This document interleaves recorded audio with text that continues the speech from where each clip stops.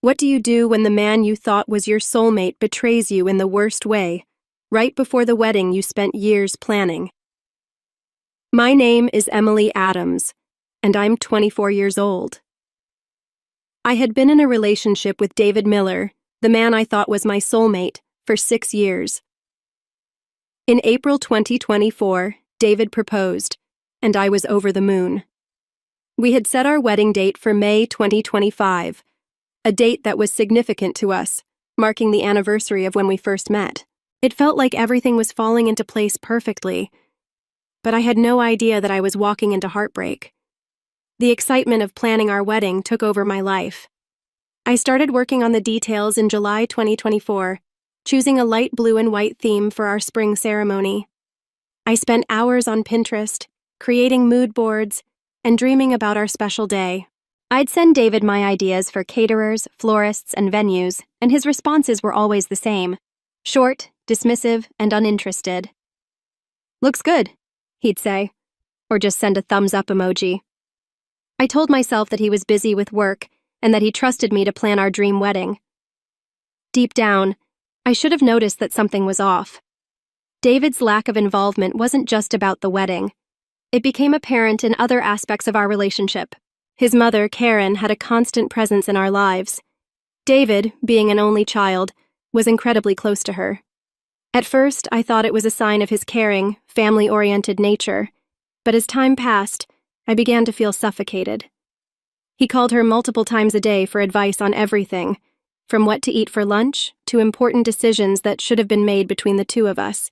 He would consult her before discussing things with me, and I often felt like a third wheel in my own relationship. I convinced myself that it would get better once we were married, but I couldn't have been more wrong. 2 weeks ago, I had a day I'd been eagerly anticipating for years: wedding dress shopping with my mom and sister.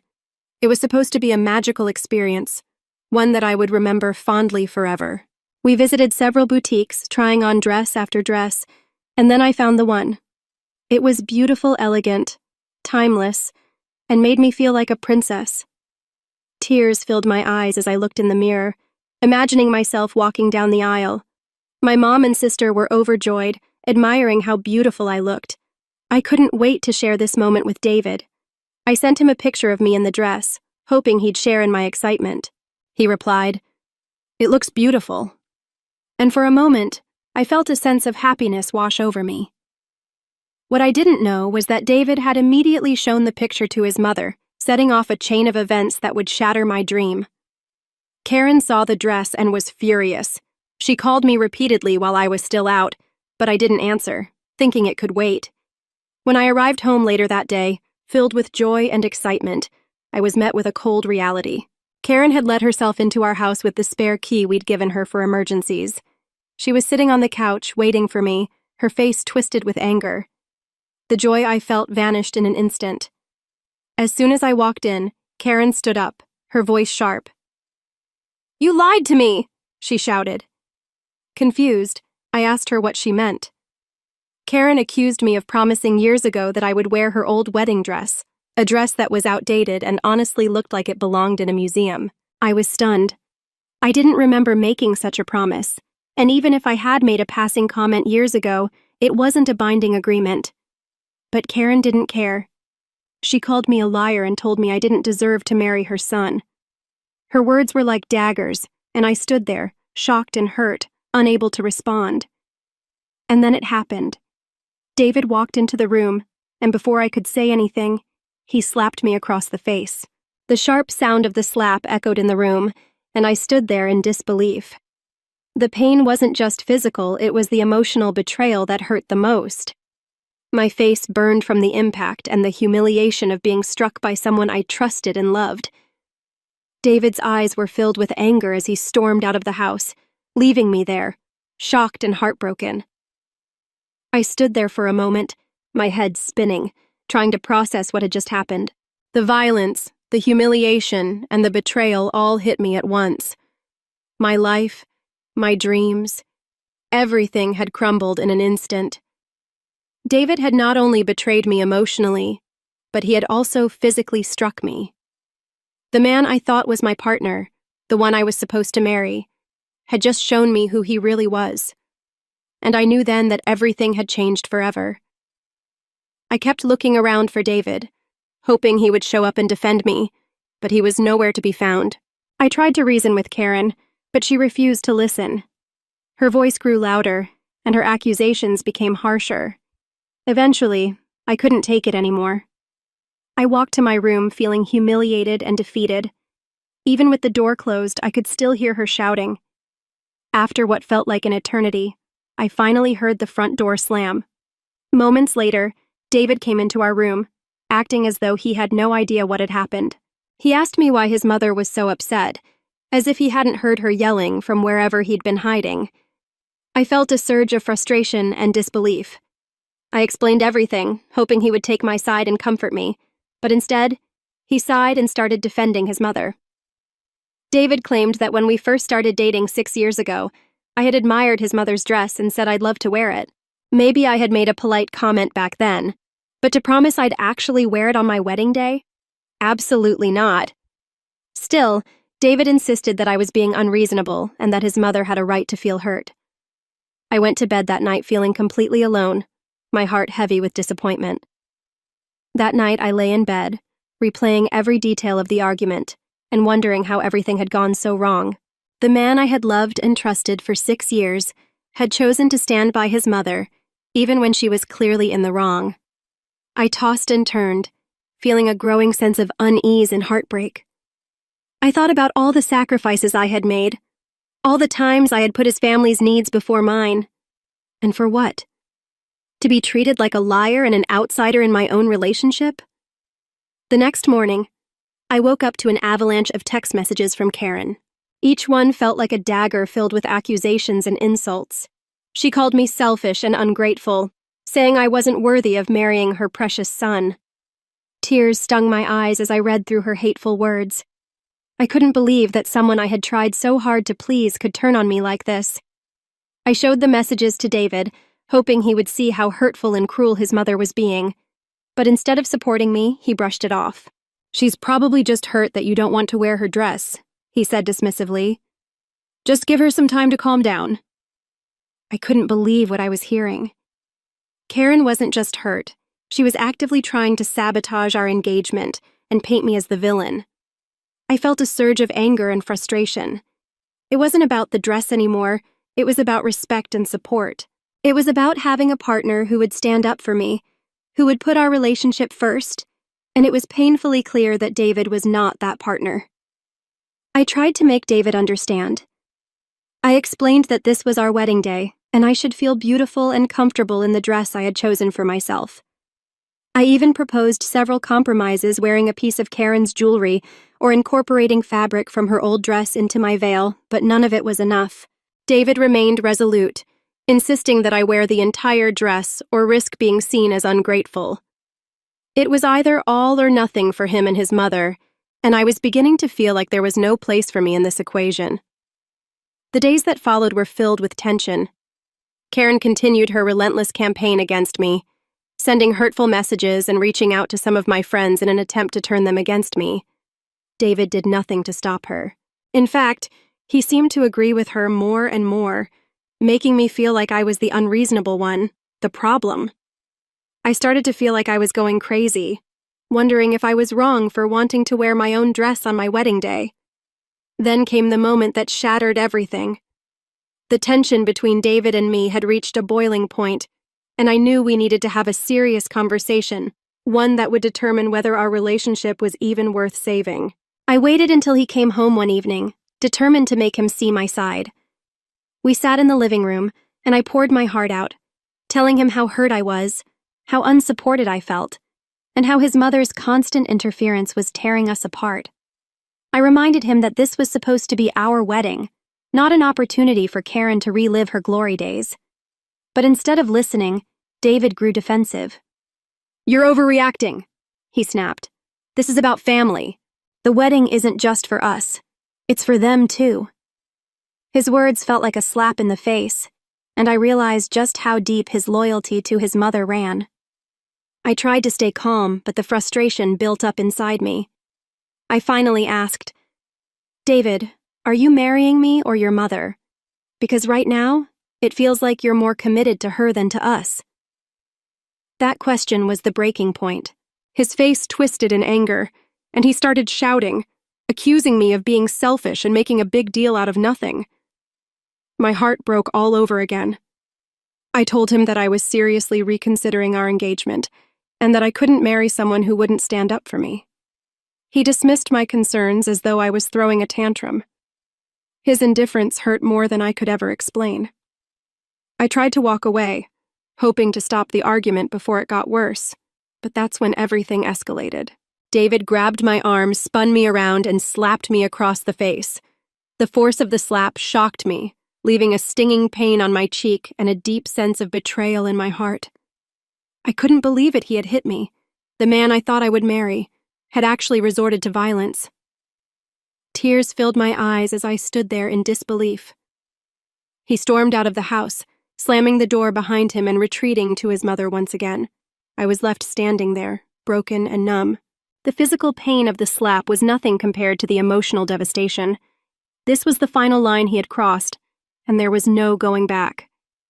I knew then that I had to protect myself. I grabbed my phone and immediately called my sister Sarah. She came over right away, her face filled with concern when she saw the red mark on my cheek. Without hesitation, she wrapped me in a protective hug. "You're coming with me," she said firmly. Together, we packed a bag for me. I knew I couldn't stay in that house another minute.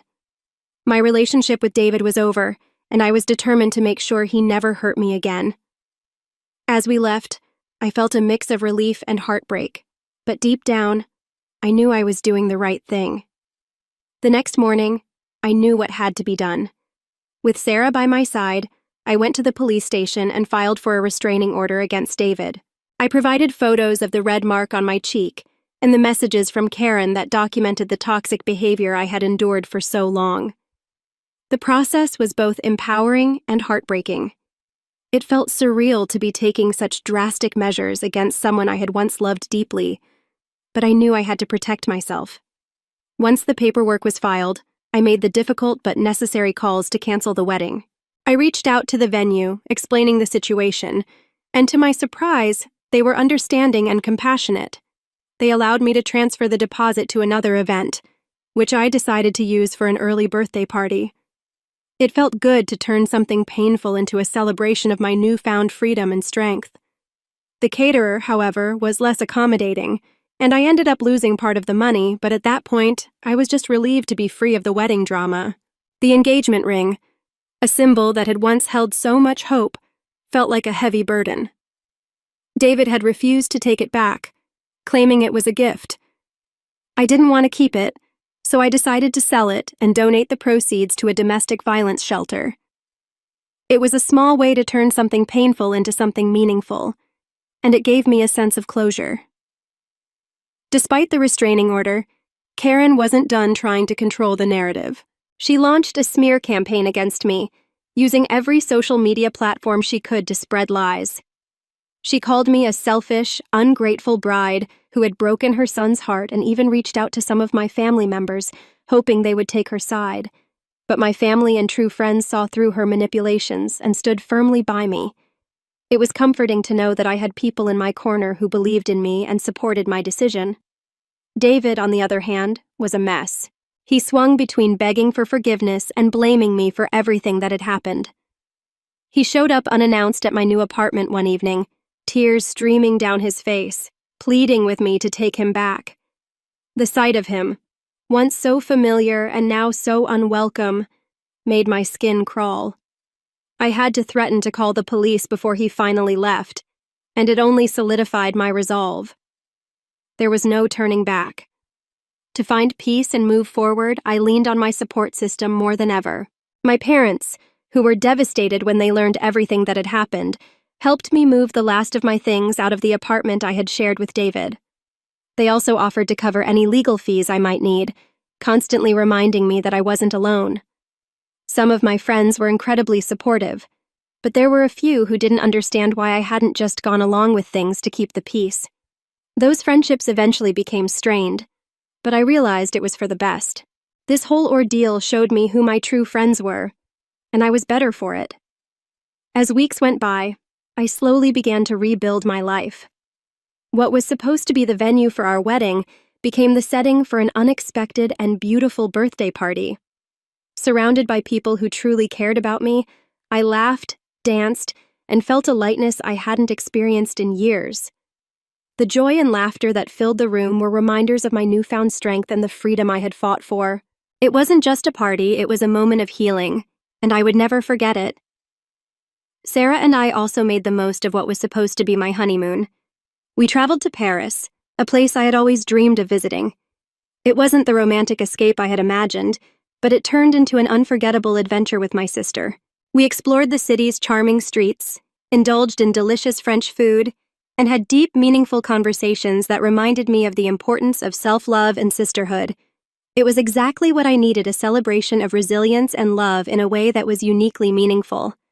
Back home, I focused on healing. I started therapy to unpack the emotional scars from my relationship with David.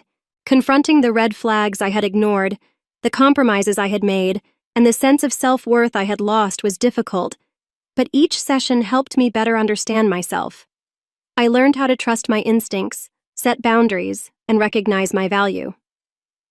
Therapy taught me that I would never settle for anything less than the love and respect I deserved. As time passed, David and Karen faded from the forefront of my life, especially after the restraining order and the mutual no-contact agreement were finalized. David's desperate attempts to win me back eventually stopped, and Karen's smear campaign lost momentum as people began to see the truth. A surprising message came from David's father, who privately reached out to apologize. He admitted that he understood my decision and wished me the best. It was a small gesture, but it meant more to me than I had imagined. Through all of this, my family remained my rock. My parents, who had been heartbroken by the abuse I endured, stood by me without hesitation. My friends, for the most part, rallied around me, offering their unwavering support. The ones who couldn't understand my decision drifted away, but I came to see that as part of my healing. I had learned to surround myself only with people who lifted me up and had my best interests at heart. The engagement ring, which had once symbolized a hopeful future, became a painful reminder of the ordeal I had survived. Selling it and donating the money to a domestic violence shelter was one of the most empowering decisions I had made. It felt like I was reclaiming my power and turning my suffering into something that could help others. People sometimes ask me if I have any regrets. Honestly, I don't. As painful as this experience was, it taught me some of the most valuable lessons of my life. I learned to trust myself, to never settle for less than I deserve, and to prioritize my own happiness and well-being.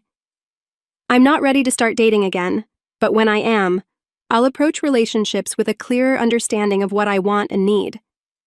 I'll never ignore red flags again, and I'll always prioritize mutual respect and partnership over everything else. For now, I'm content focusing on myself. I've rekindled old hobbies, spent quality time with my loved ones, and rediscovered who I am outside of any relationship. I'm stronger, wiser, and more resilient than I ever thought possible. And for the first time in a long time, I'm genuinely hopeful for what the future holds. What do you do when you realize the man you were about to marry has not only failed to stand by you, but has also become an active participant in your humiliation? Can love really survive betrayal that deep? Emily's journey is one of profound heartbreak, resilience, and self-discovery. After 6 years of being in a relationship with David, everything seemed perfect until a moment of betrayal shattered her world. From David's indifference toward their wedding plans to his blind loyalty to his overbearing mother, Emily was left feeling unsupported and disrespected. The final blow came when David slapped her across the face, an act of violence that made it clear she was not safe in the relationship. It wasn't just the slap that broke her, it was the realization that the man she loved was more committed to his mother than to her. Emily found herself at a crossroads, deciding whether to stay or break free from a toxic relationship that had consumed her. Emily's decision to leave wasn't easy, but it was necessary. It's heartbreaking to realize that someone you've trusted with your heart doesn't prioritize you. David's behavior was a culmination of years of neglect and manipulation by his mother, and when it came down to choosing between them and Emily, he showed her exactly where she stood. Her decision to file a restraining order and call off the wedding was an act of self-preservation. The slap wasn't just a moment of violence, it was a wake-up call for Emily, signaling that she deserved far more than what David was willing to give. She had invested years of her life into the relationship, but in the end, it was her own well-being and dignity that mattered most. Do you think Emily made the right decision in ending her engagement and taking legal action? How would you have reacted if you were in her position? Could David have redeemed himself, or was the betrayal too deep to recover from? Sometimes the hardest thing to do is walk away from a relationship, even when it's clear it's no longer healthy. If you've ever faced a similar situation, share your thoughts in the comments. Don't forget to like, subscribe, and stay tuned for more stories of strength and resilience.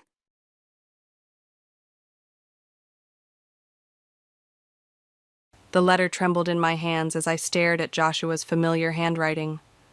3 months after his death, and I was still finding pieces of him scattered throughout our home, or rather, what used to be our home before his parents took over. My name is Natalia, and at 29, I never expected to be a widow, let alone a servant in what was supposed to be my sanctuary. The vacuum hummed beneath my feet as I cleaned the living room carpet, trying to ignore Pamela's critical gaze from her perch on the sofa. "You missed a spot there, dear," she said, pointing with her perfectly manicured finger. Joshua always appreciated a clean home. It's the least you can do to honor his memory. I bit my tongue, the way I had been doing for the past 3 months. The letter in my pocket felt heavy, like a secret wanting to break free. "Natalia!" Kevin's voice boomed from the study. "Where's my afternoon coffee?" "Coming right up," I called back, my voice steady despite the rage bubbling inside me. I switched off the vacuum and headed to the kitchen, where my best friend Kimberly sat at the counter, her presence my only lifeline to sanity these days. "You don't have to take this," she whispered, watching me prepare Kevin's coffee. "This whole family tradition thing is complete bullshit. What choice do I have?" I measured the coffee grounds carefully. They control everything since Joshua died. The house, the accounts, even his death benefits. "There has to be something we can do," Kimberly insisted, her eyes fierce with protective anger. The coffee maker gurgled to life as I pulled the letter from my pocket. "I found this while cleaning Joshua's old desk. It's dated just 2 weeks before the accident." Kimberly leaned forward, but before I could show her, Pamela's voice cut through the air. "Natalia, what's taking so long with that coffee?" I quickly tucked the letter away and poured the coffee into Kevin's favorite mug. As I carried it to the study, I could hear him on the phone, bragging about some investment. "That's right, doubled our money in just 2 months," he was saying. "Joshua's death benefits are working harder than he ever did." My hand tightened around the mug handle. I placed it on his desk, careful not to spill a drop, though part of me wanted to dump it in his lap. "Hold on, Jim." Kevin covered the phone. "Where are the biscuits? I always have biscuits with my afternoon coffee." "I'm sorry, we're out. I can run to the store." "Then what are you waiting for?" He waved his hand dismissively, returning to his phone conversation. Back in the kitchen, Kimberly was waiting with her car keys. "I'm driving you. You need to tell me about that letter." Once we were safely in her car, I pulled out the envelope. My hands shook as I read Joshua's words aloud. "My dearest Natalia, if you're reading this, something has happened to me. There's so much I haven't told you, things I've been working on in secret. Mom and Dad think they know everything about our finances, but they don't. Go to my office downtown, desk drawer 3B. The key is taped under your jewelry box. What you'll find there will change everything. I love you. Jay." "Holy shit," Kimberly breathed. "What's in his office?" "I don't know," I admitted, folding the letter carefully. His parents told me the office had been cleared out weeks ago. They said there was nothing important there. "And you believed them?" Kimberly made a U-turn, her face set with determination. "We're going there right now." "But the biscuits—" "Forget the damn biscuits. This is your chance, Nat. Whatever Joshua left for you, his parents obviously don't know about it, or they're hiding it from you." As we drove downtown, memories of Joshua flooded back. His gentle smile, his late nights working on his laptop, his excitement about some project he could never quite explain to me. He'd always said he was working on something big, something that would secure our future. "What if it's nothing?" I asked as we pulled up to his office building. What if I'm getting my hopes up for nothing? Kimberly parked the car and turned to face me. Then at least you'll know, but something tells me Joshua wouldn't have written that letter if it wasn't important. I clutched my house keys, feeling the small key I'd found under my jewelry box pressing into my palm. Whatever was in drawer 3B, it was meant for me, not his parents. For the first time since Joshua's death, I felt a spark of hope. Okay, I said, opening the car door. Let's find out what my husband was hiding. The security guard barely glanced at us as we entered the office building. Joshua's wife, was all I had to say, and he nodded with sympathy. Everyone here knew about the accident. Joshua's office was exactly as he'd left it. A thin layer of dust covered everything, but otherwise it felt like he might walk in at any moment. His coffee mug still sat on the desk, a ring of dried coffee staining the bottom. Third drawer, B section, I muttered, moving behind his desk. My hands trembled as I inserted the key. Someone's been here, Kimberly said, pointing to fresh scratches around the lock. They tried to force it open. The drawer slid open with a soft click. Inside, beneath a stack of ordinary files, was a sleek laptop I'd never seen before, and a thick manila envelope. "Oh my God," I whispered, pulling out the envelope. Inside were dozens of documents, contracts, and what looked like patent applications, but it was a single USB drive that caught my attention. "Let's see what's on it," Kimberly said, reaching for the laptop. The computer came to life, displaying a video file. Joshua's face filled the screen, and my heart stopped. "Hi, honey," he said, smiling that crooked smile I missed so much. "If you're watching this, then, well, you know. First, I'm sorry. Sorry for keeping secrets. Sorry for not telling you everything. But I had to protect what I built. Mom and Dad, they've always been greedy. They would have tried to take control, just like they're probably doing now." Tears streamed down my face as he continued. "The company I've been building, Tech Fusion? It's worth millions, Nat, and it's all yours. Every share, every patent, everything. The documents in the envelope prove it. I made sure my parents couldn't touch any of it."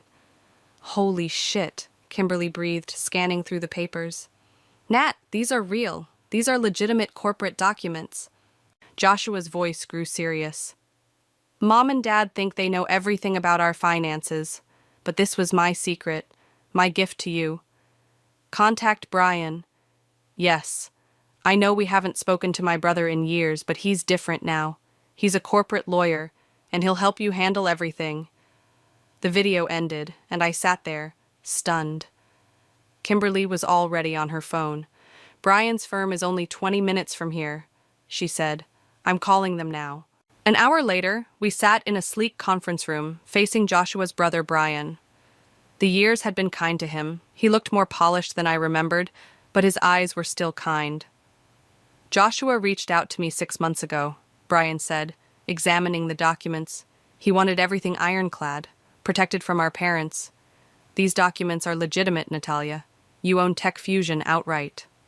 "What exactly is Tech Fusion?" I asked.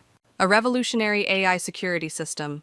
3 major tech companies are already in a bidding war to buy it." Brian leaned forward.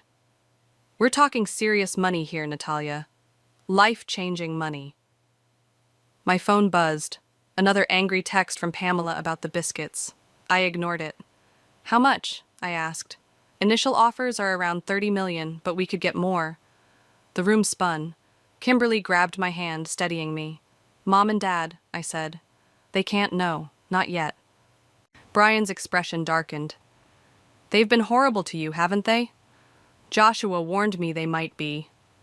"They've turned me into their maid," I said, my voice breaking. "They're living off Joshua's death benefits while I clean their toilets." "Not anymore," Brian said firmly. "Give me 2 weeks. I'll handle the sale, get everything in order. In the meantime, play along. Let them think they're still in control." As we left Brian's office, Kimberly hugged me tight. "Everything's about to change," she whispered. My phone buzzed again, Kevin this time. "Where are you?" "The house is a mess, and we're having guests for dinner." I texted back, "Sorry, the store was crowded. On my way." Kimberly drove me back, stopping at the store for those damn biscuits. As I walked into the house, Pamela was waiting, arms crossed. Where have you been? This is unacceptable behavior. I lowered my eyes, playing the part of the dutiful daughter-in-law one last time. I'm sorry. The lines were very long. Well, don't just stand there. The guest bathroom needs cleaning, and Kevin wants his shirts ironed for tomorrow. Of course, I said quietly, hiding my smile. 2 weeks. In 2 weeks, everything would change. As I climbed the stairs with cleaning supplies, I touched the USB drive in my pocket. Joshua had given me one last gift, not just money, but freedom. And soon, very soon, I would use it. The next 2 weeks were the longest of my life. I scrubbed floors, cooked meals, and endured Pamela's constant criticism while secretly meeting with Brian and potential buyers. Every snide comment from my in-laws just added fuel to the fire burning inside me. The offers have exceeded our expectations, Brian said during our third meeting. We sat in a private room at a cafe across town, far from any prying eyes. Google is offering $45 million, Microsoft's at 48, but Meta just came in at 52. I nearly choked on my coffee. 52 million? And that's just the opening bid. Brian smiled, sliding a folder across the table. They're desperate for Joshua's AI technology. We're in a perfect position to negotiate. Kimberly, who'd been quiet until now, leaned forward. What about Pamela and Kevin? Any signs they suspect something?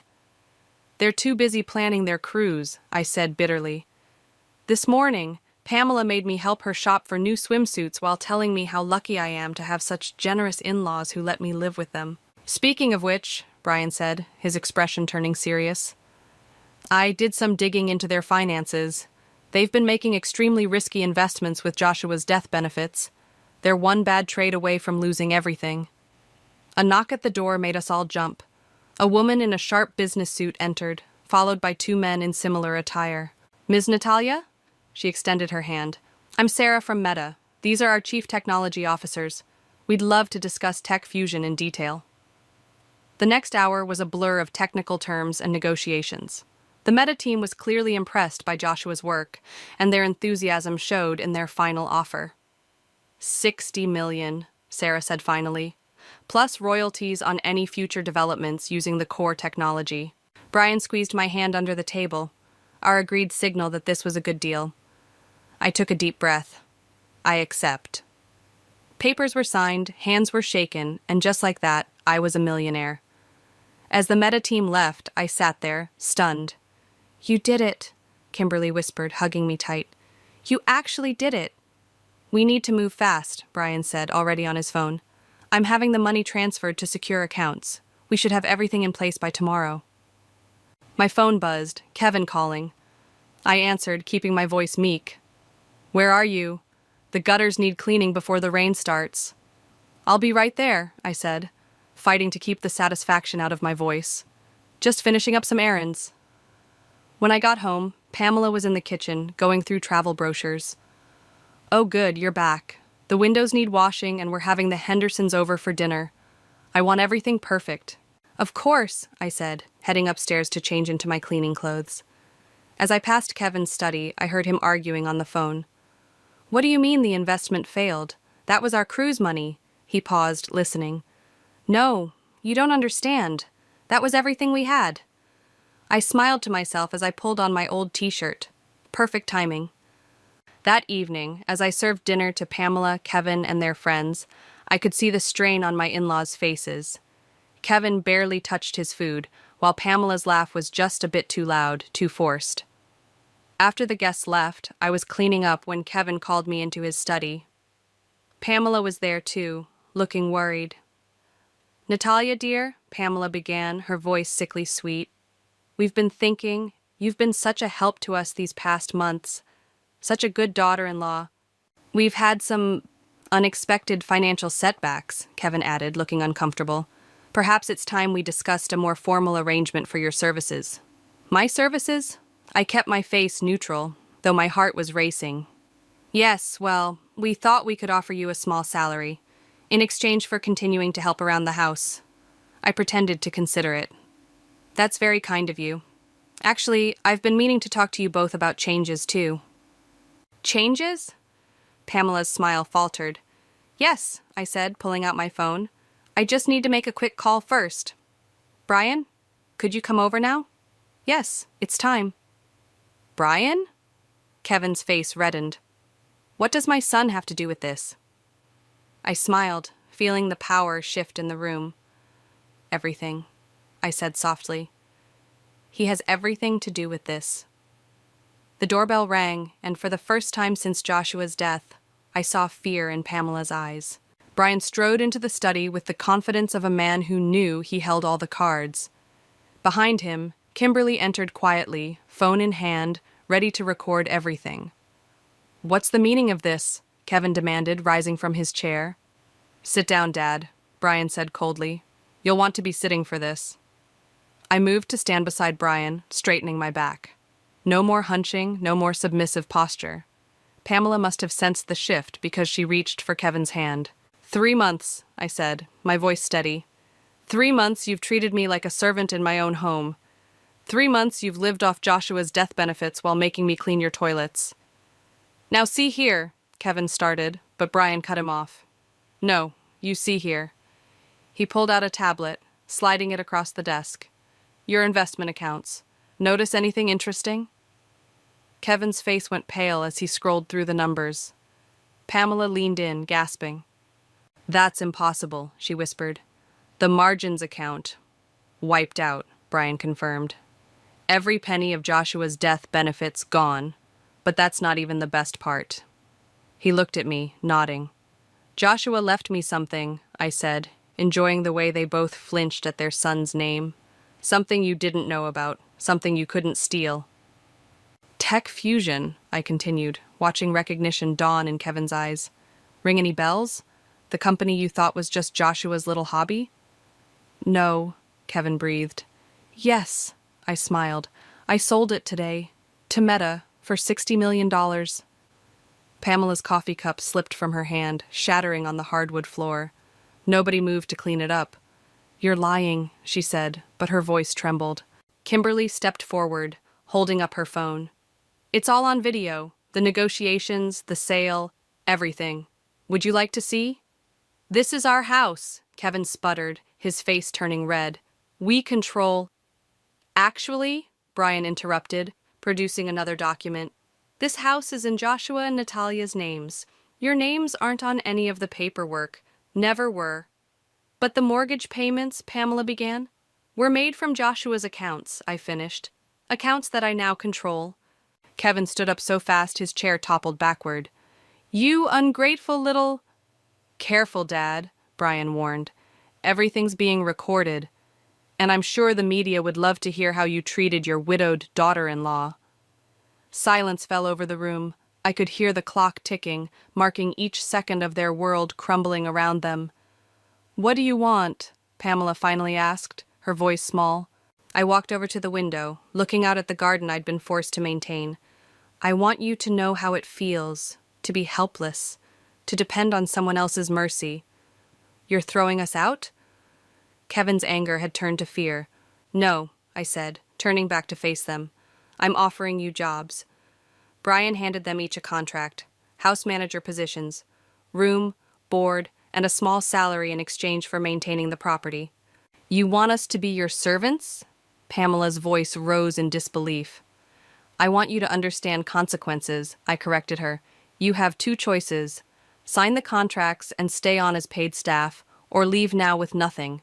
Your accounts are empty, your credit cards are maxed out, and your reputations won't survive the scandal when I go public with how you treated me. Kevin flipped through the contract, his hands shaking. This is insane. We're your family. Family? I laughed, but there was no humor in it. Family doesn't treat each other like slaves. Family doesn't steal from each other.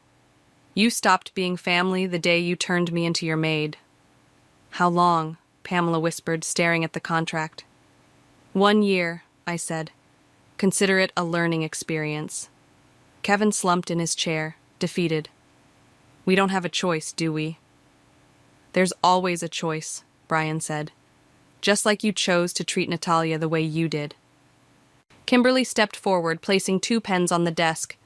Tick-tock, the offer expires in 5 minutes. Pamela moved first, reaching for a pen. Kevin, she said softly. We have to. I watched as they signed the contracts, their signatures shaky but legible. As Brian collected the documents, I picked up Pamela's fallen coffee cup. You missed a spot, I said, echoing her words from so many times before. The cleaning supplies are under the sink. Better get started. I like my coffee at 7 a.m. sharp. As I walked out of the study, I heard Pamela begin to cry. But for the first time since Joshua's death, I felt nothing but satisfaction. Tomorrow would bring a new day, new rules, and a very different kind of family tradition. 7 a.m. sharp, my bedroom door opened to reveal Pamela, carrying a silver tray with coffee and breakfast. Her hands trembled slightly as she set it down. Good morning, she said stiffly. She wore the uniform I'd provided, simple black pants and a white button-down shirt. No more designer outfits. The eggs look a bit overdone, I said, channeling her previous criticisms. And is this coffee fresh ground? Her jaw tightened. I'll do better tomorrow. See that you do. I took a sip of coffee. Where's Kevin? Cleaning the pool, as requested. Through the window, I could see Kevin struggling with the pool net, his golf buddies walking past the house, pretending not to notice. Karma had a way of being perfectly poetic. The contractor will be here at 9, I told Pamela. I'm having the guest house renovated into my home office. You and Kevin will need to clear out your things. But where will we sleep? Her composed facade cracked slightly. The servants' quarters above the garage have been prepared. I smiled. I believe you had them built last year for me? A knock at the door saved her from responding. Kimberly walked in, carrying shopping bags. Ready for our day out?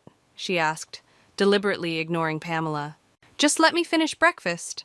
I turned to Pamela. The bathrooms need cleaning before you start on lunch, and Kevin should trim the hedges after he finishes with the pool. As soon as Pamela left, Kimberly burst out laughing. God, their faces! But are you sure this isn't too much? I set down my coffee cup.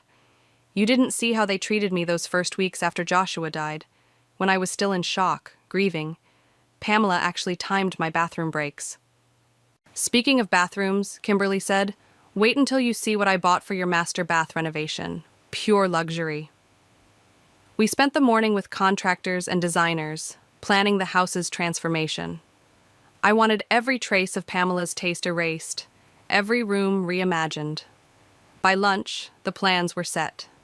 When we returned, Kevin was red-faced from yard work, his expensive golf clothes stained with grass and sweat. Pamela was in the kitchen, burning her third attempt at lunch. Is something wrong with the meal? I asked, watching her scrape burnt chicken into the trash. I've never really cooked before, she admitted. We always had... She stopped herself. Had me to cook for you? I finished. Well, now's your chance to learn. There are cooking tutorials on YouTube. I expect dinner to be perfect. That evening, I invited Brian over to review the renovation plans. We sat in the living room while Pamela served us wine, the same wine she used to criticize me for pouring incorrectly.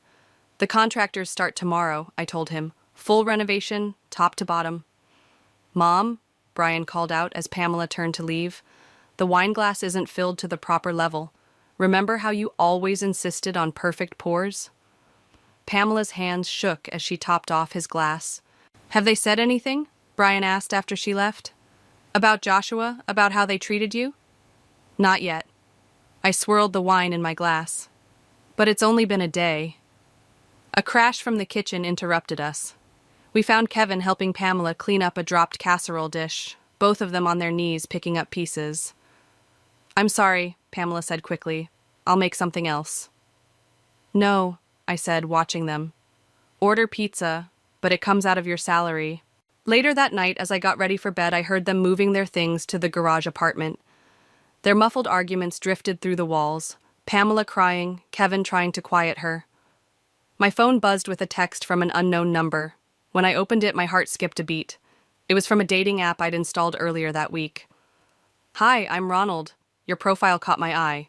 Would love to chat if you're interested. His picture showed a kind face, warm eyes. Nothing like Joshua, but maybe that was good. I started to type a response, then hesitated. Another crash from outside. followed by Kevin cursing about the stairs. I walked to the window and watched them struggling with their luggage in the dark. For a moment, I felt a twinge of guilt. Then I remembered Pamela making me serve dinner to her bridge club while still wearing my black morning dress.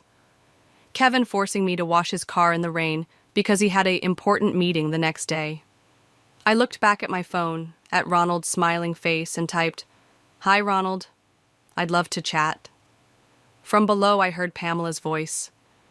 "Kevin, we have to make this work. We have nowhere else to go." I closed my curtains and hit send on my message.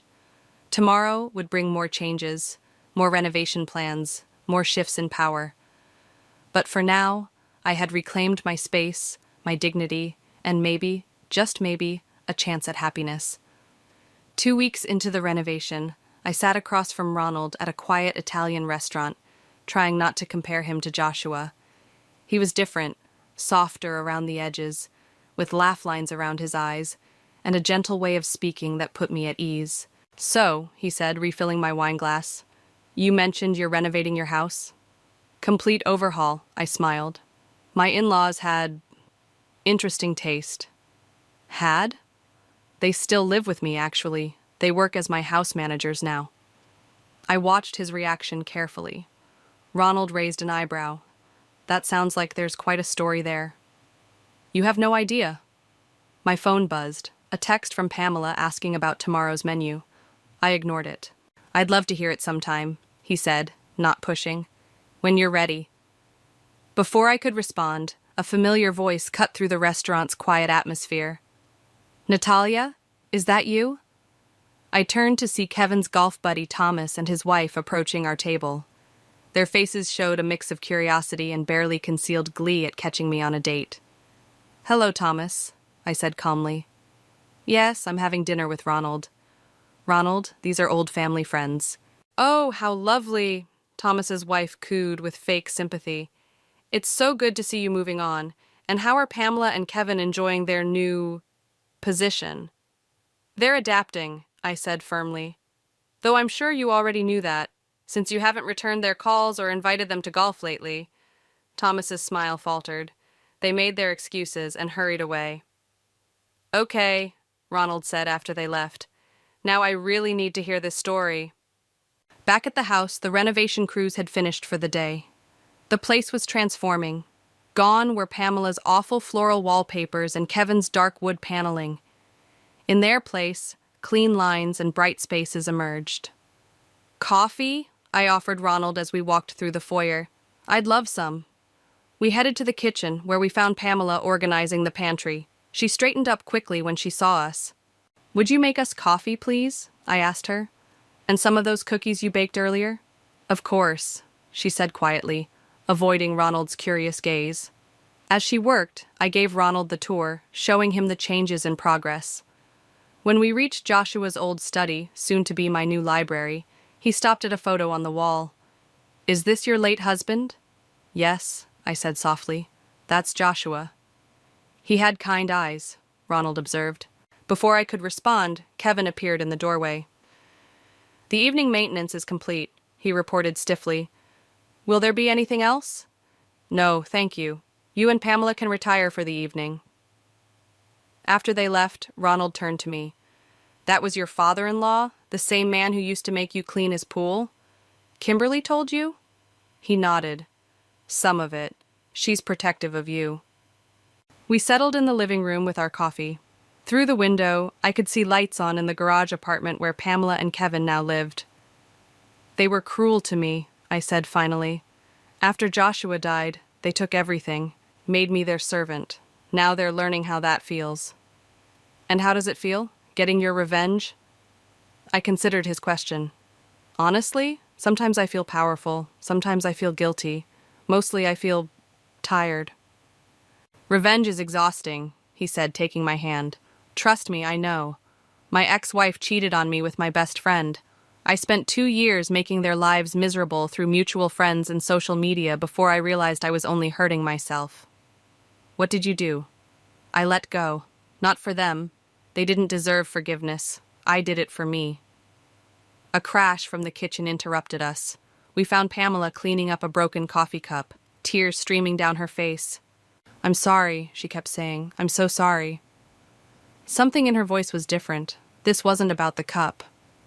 "Go to bed, Pamela," I said, softer than usual. "We'll deal with this in the morning." After she left, Ronald helped me sweep up the remaining pieces. "You know," he said carefully, "there's a difference between justice and cruelty. From what I've seen tonight, you're walking that line pretty carefully." I picked up the broken cup handle. It was from the set Joshua's parents had given us as a wedding gift. "Would you like to have dinner again?" I asked, changing the subject. He smiled. "I'd like that very much." Later, after Ronald left, I stood in my transformed home. The walls were different, the furniture was changing, but something else was shifting too. Maybe it was me. My phone buzzed with a text from Pamela. "I truly am sorry, not just about the cup." I stared at the message for a long time before turning off my phone without replying. Tomorrow was another day. Another chance to walk that line between justice and cruelty, between holding on and letting go. "The table needs to be perfect," I told Pamela as she arranged the place settings. "Everyone's coming for dinner tonight." "Everyone?" Her hands trembled slightly as she adjusted a fork. "Brian, Kimberly, Ronald, and you and Kevin will be serving, of course." She nodded, her face pale. It had been 3 months since they'd started working for me, and tonight would be the first formal dinner party in the newly renovated house. "Kevin," I called out, "the wine needs to be opened to breathe." He appeared from the kitchen, wearing the server's jacket I'd required for the evening. The past months had changed him, his arrogant stride replaced by a careful shuffle, his booming voice now barely above a whisper. "Which wines would you prefer?" he asked. "The ones you used to save for your golf buddies." I smiled. "You know, the ones I wasn't allowed to touch?" The doorbell rang at 7 sharp. Brian arrived first, then Kimberly. Ronald came last, carrying flowers. "The house looks amazing," Kimberly said, turning in a circle to take in the transformed space. Nothing like the funeral parlor vibe it had before. Pamela, passing with appetizers, flinched at the comment. "Shall we move to the dining room?" I gestured to my guests. "Pamela and Kevin have prepared a special meal." We settled around the table, the same table where I'd once served Pamela's bridge club while fighting back tears. Now she stood against the wall, waiting to serve, while Kevin poured wine with shaking hands. "To new beginnings," Brian raised his glass. "And to justice served." "Speaking of justice," Kimberly said, "I ran into the Hendersons at the club. They were asking about you two." She looked pointedly at Pamela and Kevin. "I told them you were exploring new career opportunities." Kevin nearly dropped the wine bottle. "First course, please," I said smoothly. As Pamela served the soup, Ronald caught my eye. He'd been quiet, watching everything with those thoughtful eyes of his. "How are you finding your new roles?" he asked Kevin suddenly. The room went silent. Kevin stood frozen, soup tureen in hand. "We're grateful for the opportunity," he managed. "Grateful?" Brian scoffed. "Like you were grateful to have Natalia as your personal servant after her husband, your son, died?" "Brian," I warned, but he wasn't finished. "Do you know she lost weight that first month because she was too busy serving you to eat? That she cried herself to sleep while you planned luxury cruises with Joshua's money?" "That's enough," I said firmly, but the damage was done. Pamela burst into tears and fled the room. Kevin set down the tureen with a clatter. "May I speak?" he asked, his voice rough. I nodded, curious. "We were wrong," he said simply. "We were cruel and selfish and wrong. Losing Joshua, it broke something in us. We took our grief out on Natalia because she was there, because she reminded us of him, because we could." "And that makes it okay?" Kimberly demanded. "No," Kevin said. "Nothing makes it okay. But these past months, serving others, being humbled, we understand now what we did to her, what we became." Ronald reached for my hand under the table and squeezed it gently. "Pamela," I called out, "come back in here." She returned, wiping her eyes, trying to maintain dignity in her uniform. "Do you agree with Kevin?" I asked her. "Yes," she whispered. "Every day, doing the things we forced you to do. I think about how we treated you, how we dishonored Joshua's memory. I don't expect forgiveness, but I want you to know we are truly sorry. The room fell silent again, but this time it felt different. The air had shifted like a storm passing. "Sit down," I said finally. "Both of you." "What?" Kevin looked confused. "There are 2 empty chairs. Sit down and eat with us." As they hesitantly took their seats, Ronald smiled at me. He understood what was happening, what needed to happen. "To new beginnings," he echoed Brian's toast, but his eyes held a different meaning. "And to family," I added, surprising myself, however broken or rebuilt it might be. Pamela started crying again, but this time she was smiling through her tears. Kevin stared at his plate, shoulders shaking slightly. "Don't think this means you're off the hook," I said, keeping my voice firm. "You still have 9 months on your contract." "We know," Kevin said quietly, "and we'll honor it, every day of it." "But maybe," Ronald suggested, "with a few family dinners along the way?" I looked around the table, at Brian's reluctant acceptance, Kimberly's protective concern, Ronald's gentle encouragement, and my in-laws' genuine remorse. "Maybe," I agreed. "We'll see." The rest of dinner passed in a strange new harmony. Not forgiveness exactly, but something like understanding, something like healing. The autumn breeze rustled through the garden as I watched Pamela teaching Ronald's daughter, Emma, how to plant tulip bulbs. The little girl's laughter carried across the yard, reminding me of lighter days. "Coffee?" Kevin appeared beside me on the porch, holding 2 steaming mugs. His contract had ended last week, but he and Pamela had asked to stay on, with adjusted terms and proper salaries. "Thanks." I accepted the cup. "She's good with Emma." "She always wanted a granddaughter," Kevin said softly. We both did. The unspoken hung between us, Joshua's children who would never be. But the pain felt different now, worn smooth like a river stone. "Natalia!" Ronald called from the driveway. "The movers are here!" I stood up as the moving truck backed in. After dating for almost a year, Ronald and Emma were finally moving in. The house had plenty of room, especially since Pamela and Kevin had insisted on staying in the garage apartment even after their contract ended. "Where do you want these boxes?" one of the movers asked. Before I could answer, Pamela was there, directing traffic with the efficiency she once used to criticize my housekeeping. "The labeled ones go upstairs, kitchen items in the back hall. Kevin, could you show them?" I watched them work together, this strange family we'd become. Brian arrived with lunch for everyone, and Kimberly showed up with champagne, for later. "You okay?" Ronald asked, slipping his arm around my waist. "Just thinking," I said. "A year ago, I was serving them. Now look at us." "Mom!" Emma called out to me. She'd started using that term last month, and it still made my heart skip. "Can we plant these purple ones too?" "They're called crocuses, dear," Pamela explained, then looked at me uncertainly. "If that's all right, Natalia?" I nodded, watching Emma drag Pamela back to their gardening project. Ronald squeezed my hand and went to help with the boxes. Later, as everyone gathered in the kitchen for lunch, I found myself standing in Joshua's old study, now a bright, airy library. His picture still hung on the wall, but it was joined by others. Emma's school photo, a shot of Ronald and me at the beach, a group picture from Brian's birthday party. "We miss him too," Pamela said quietly from the doorway. "Every day."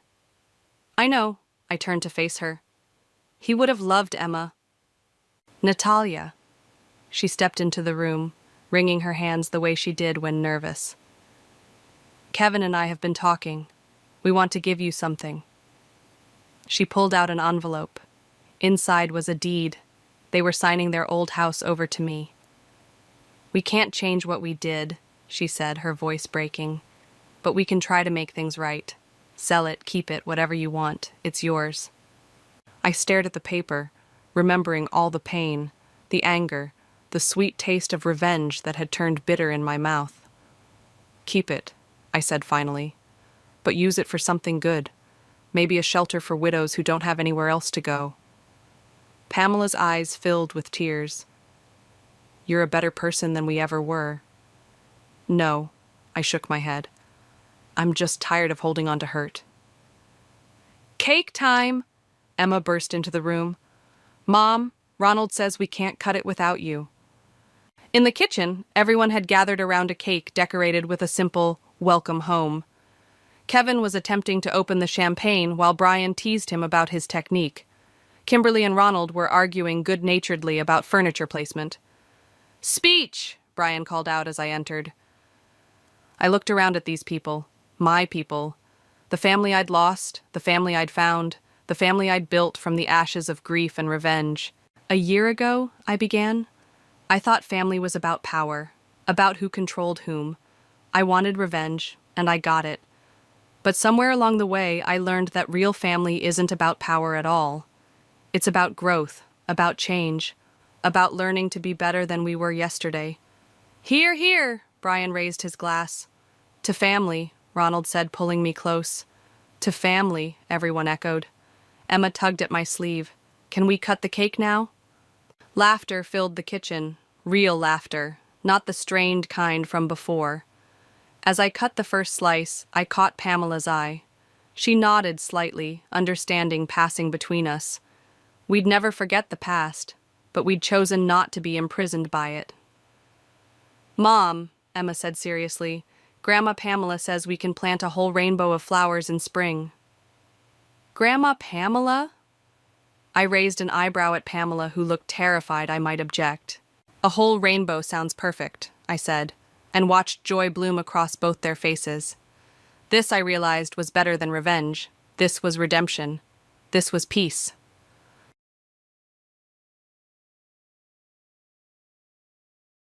The day I caught my sister consoling my husband about my barrenness was the day my world shattered into a million razor-sharp pieces.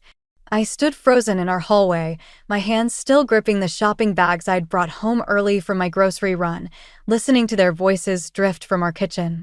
My name is Grace, and until that moment, I thought I had a perfect life. A loving husband of 5 years, a close relationship with my younger sister, and a beautiful home in the suburbs of Boston. The only cloud in our sky was our struggle to conceive, but Gerald and I were working through it together. Or so I thought. "It's not your fault," Violet's voice cooed. "You've done everything you could. Grace is the one who can't give you what you want." The shopping bags slipped from my fingers, but I caught them before they hit the floor. My heart hammered against my ribs as I inched closer to the kitchen doorway. Gerald's voice cracked. "I want a family so badly, Vi. Every time I see a father with his kids at the park, it kills me inside." "I know, sweetie. I know." The tenderness in my sister's voice made me sick. "Have you considered other options?" "What do you mean?" "Well," Violet paused. "The doctors confirmed it's Grace's problem, right? Maybe it's time to think about moving on. Finding someone who can give you the family you deserve." The silence that followed felt like an eternity. I waited for Gerald to defend me, to shut down this conversation, to tell my sister she was out of line. Instead, I heard him sigh. "I can't do that to Grace. But she's doing it to you." Violet's voice rose with fake concern. "She's stealing your chance at happiness, at having children. Every day you stay with her is another day you're losing." I backed away from the doorway, my vision blurring. The shopping bags finally dropped, sending oranges rolling across the hardwood floor. The conversation in the kitchen stopped abruptly. "Grace," Gerald called out. "Is that you?" I couldn't face them. Not yet. I turned and ran out the front door, ignoring their calls behind me. I drove to the only place I could think of, Irene's house. My best friend took one look at my face and pulled me inside. "What happened?" I collapsed onto her couch, the words spilling out between sobs. "They're plotting against me, Irene. My own sister, my husband." "Slow down." Irene sat beside me, holding my hands. "Tell me everything." So I did. I told her about the fertility treatments, about how each negative pregnancy test felt like a knife in my heart, about how Gerald had grown distant over the past few months, and how Violet had been spending more time at our house, always there to support us through our struggles. "Something's not right," Irene said after I finished. "Have you seen these medical reports yourself? The ones saying you're the problem?" I shook my head. "Gerald always handles the medical stuff. He says it stresses me out too much." Call your doctor's office. Now. Irene handed me her phone. Request copies of everything. My hands shook as I dialed the number. 10 minutes later, I hung up, my face pale. What is it? Irene asked. They said they never ran those tests on me. The ones Gerald showed me, they don't exist in their records. Irene's expression hardened. Grace, I think you need to do some digging. This doesn't add up. Later that evening, I forced myself to return home. Gerald was waiting in the living room, pacing. Where have you been? I was worried sick. He rushed to hug me, but I stepped back. I needed some air, I said, watching his face carefully. After dropping those groceries, he relaxed slightly. How much did you hear? Enough. I met his eyes. Where's Violet? She left. He ran a hand through his hair. Look, Grace, she was just trying to help. Help who, Gerald? My voice was eerily calm. You? Or herself? Before he could answer, his phone buzzed. I caught a glimpse of the screen, Violet's name, with a heart emoji next to it. Gerald quickly turned the phone face down. I'm tired, I said, heading toward the stairs. I'm going to bed. That night, I lay awake, staring at the ceiling while Gerald slept beside me. Through our bedroom window, I watched his car pull out of our driveway at 2 a.m. 20 minutes later, I drove past Violet's apartment building. Gerald's car was parked outside. Sometimes, the most painful truths come in the dead of night, when the world is quiet enough to hear your heart breaking. But as I drove home alone, something else stirred inside me, something harder and colder than heartbreak. Something that whispered of justice. The next morning, I called in sick to work and waited for Gerald to leave. As soon as his car disappeared around the corner, I began my search.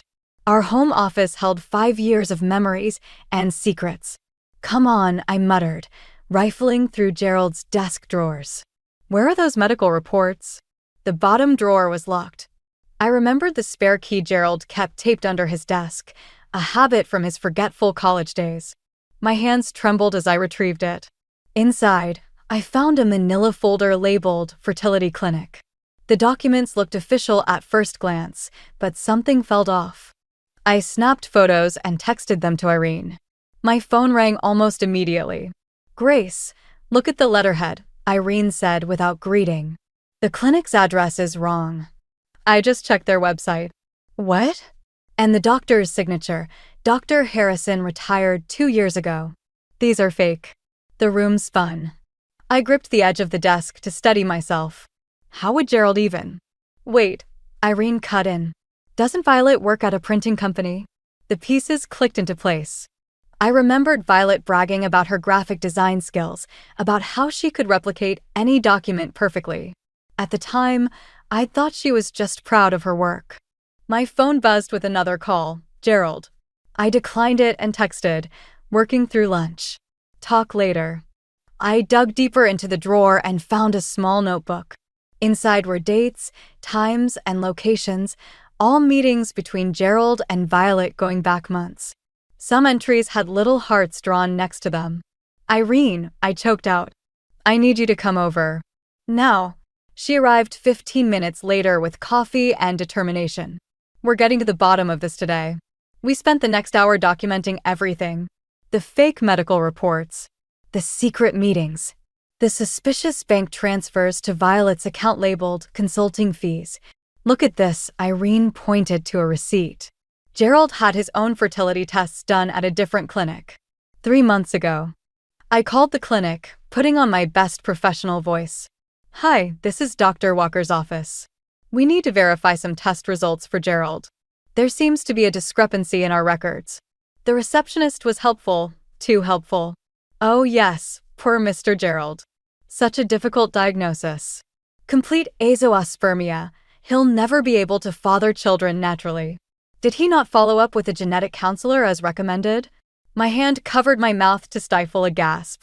Irene grabbed the phone. Thank you, that's all we needed. She hung up and pulled me into a hug. Oh, Grace. It was never me, I whispered. He's the one who can't, and they made me think. A key turned in the front door. Gerald was home early. Quick, I hissed, shoving everything back into the drawer. We barely made it to the kitchen when Gerald walked in. He stopped short at the sight of Irene. "What's going on?" His eyes darted between us. "Girls' lunch," Irene said smoothly. "Grace needed company since you've been so busy lately." Gerald's phone chimed. He checked it, and I caught that familiar flash of guilt in his eyes. I need to handle something at work," he said. "Don't wait up for dinner." After he left, Irene grabbed my shoulders. "You need a lawyer." "No." "I know someone," I said quietly. "Jeremy from college. He specializes in family law." Jeremy agreed to meet us that afternoon. In his downtown office, I laid out everything we'd found. "This is substantial," Jeremy said, reviewing the evidence. "The forged medical documents alone are criminal. But Grace, there's something else you should know." He pulled up a legal document on his computer. "Your husband had a trust fund that would only activate when he had his first child. Significant money, we're talking millions. So that's why." The pieces kept falling into place. "They needed you to think you were the problem," Irene said. "So you'd step aside voluntarily." Jeremy leaned forward. "Grace, you have options. We can file for divorce immediately, expose everything." "No," I said, an idea forming. "Not yet. I need you to help me with something else first." "What do you have in mind?" I took a deep breath. "Remember those eggs I froze 3 years ago, before my cancer scare? I want to know if they're still viable." Jeremy's eyes widened. "Grace. And I want to know my legal rights regarding Gerald's stored sperm samples from our IVF attempts." Irene grabbed my hand. "Are you thinking what I think you're thinking?" I nodded slowly. "They wanted to take everything from me. My marriage, my chance at motherhood, my dignity. But they made one mistake." "What's that?" Jeremy asked. "They underestimated how far I'd go to get justice." I straightened in my chair. "So, Jeremy, can you help me?" He smiled grimly. "Let's talk strategy. Your eggs are perfectly viable," Dr. Chen confirmed, reviewing my medical records. "And since you and Gerald signed joint ownership forms for all fertility treatments, you have equal rights to the stored genetic material." I sat in her office a week later, my hands clasped tightly in my lap. "And the chances of success?" "With your age and health, very good. But Grace," she leaned forward, "are you sure about this? Having a child is a lifetime commitment, not a revenge plot?" I finished. "Trust me, Dr. Chen, I've wanted to be a mother my entire life. They tried to steal that from me." She nodded slowly. "We'll need to do some preliminary tests first." As I left the clinic, my phone buzzed. Gerald's message read, "Working late again. Don't wait up." I typed back a simple "okay" and called Jeremy. "Everything's set," he said. "I've documented all the legal permissions. They can't stop you, even if they find out." "They won't," I replied. "Not until it's too late." That evening, Irene came over with takeout and wine. We sat on my back porch, watching the sunset. "I saw Violet today," Irene said carefully. "At the mall. She was shopping for wedding dresses." The wine glass froze halfway to my lips. "Already? Apparently, they're planning a spring wedding. 6 months from now." I set down my glass. Perfect timing. "Grace," Irene touched my arm. "Are you absolutely sure about this? Having a baby, it's not something you can undo." "I had my first IVF consultation this morning," I said. "Dr. Chen thinks we could start the process next week." "We? You mean?" "I've asked her to be discreet. As far as anyone knows, I'm just a single woman using a sperm donor." I managed a small smile. "Technically, that's not even a lie." Irene's phone chimed. She checked it and her face darkened. "You need to see this." It was a social media post from Violet, a photo of her hand wearing an enormous engagement ring, captioned, "Said yes to forever with my soulmate. Sometimes love takes unexpected paths to find its true destination." Unexpected paths? I laughed bitterly. Is that what she's calling it? "There's more," Irene scrolled down. "She's been telling people you abandoned Gerald because you couldn't handle the fertility issues." My hands shook as I reached for the wine bottle. Of course she has. The next morning, I met with Jeremy again. His office felt like a war room, with documents spread across his desk. "I've set up everything," he said. Separate bank accounts, documentation of their affair, proof of the forged medical records. When the time comes, they won't know what hit them. And the fertility clinic? All paperwork is in order. They can't legally inform Gerald about any procedures. I pulled out my phone, showing him the engagement announcement. They're getting married in 6 months. Jeremy's eyebrows rose. That's ambitious. It's perfect, I said. By then, I'll be ready. Grace, Jeremy set down his pen. As your lawyer and friend, I need to ask, what's your endgame here? I met his eyes. Justice, truth, and the family they tried to convince me I couldn't have. Later that day, I visited the fertility clinic for my first hormone injection. As the nurse prepared the shot, I thought about all the times I'd done this before, with Gerald holding my hand, both of us full of hope. Now I sat alone, but somehow feeling stronger. All done, the nurse said cheerfully. Remember, no strenuous activity for the next few days. That night, Gerald came home late again. I pretended to be asleep as he crept into bed, smelling of Violet's signature perfume. My phone lit up with a text from Dr. Chin, first follicle scan scheduled for Thursday. Looking good so far. I turned away from Gerald's sleeping form and typed back, I'll be there. The next few weeks passed in a blur of doctor's appointments and hormone injections. I told Gerald I was taking yoga classes, joining a book club, anything to explain my absences. He barely noticed, too wrapped up in his secret romance with my sister. Your body is responding perfectly, Dr. Chin said during one checkup. The egg retrieval should be next week. And then? She smiled. Then we fertilize them with the stored samples and wait. Are you ready for the possibility of multiple births? With your numbers, we might need to implant several embryos. I thought about Gerald and Violet, planning their perfect life together, thinking they'd won. I'm ready for anything, I said. Whatever it takes. Dr. Chin made some notes in my chart. In that case, let's schedule the retrieval for Monday. As I left the clinic, I touched my stomach gently. Soon, I thought. Soon they'll learn that karma doesn't just come around. Sometimes it multiplies. Triplets, Dr. Chin announced, pointing at the ultrasound screen. All 3 embryos took. See these 3 strong heartbeats? I lay on the examination table, tears streaming down my face as I watched the tiny flutters on the monitor. After all the deception, all the pain, here was my miracle, times 3. I'll give you a moment, Dr. Chin said softly, stepping out of the room. I pulled out my phone and texted Irene, 3. I'm having 3 babies. Her response was immediate. OMG. On my way with ice cream. By the time I got home, Gerald had left another note.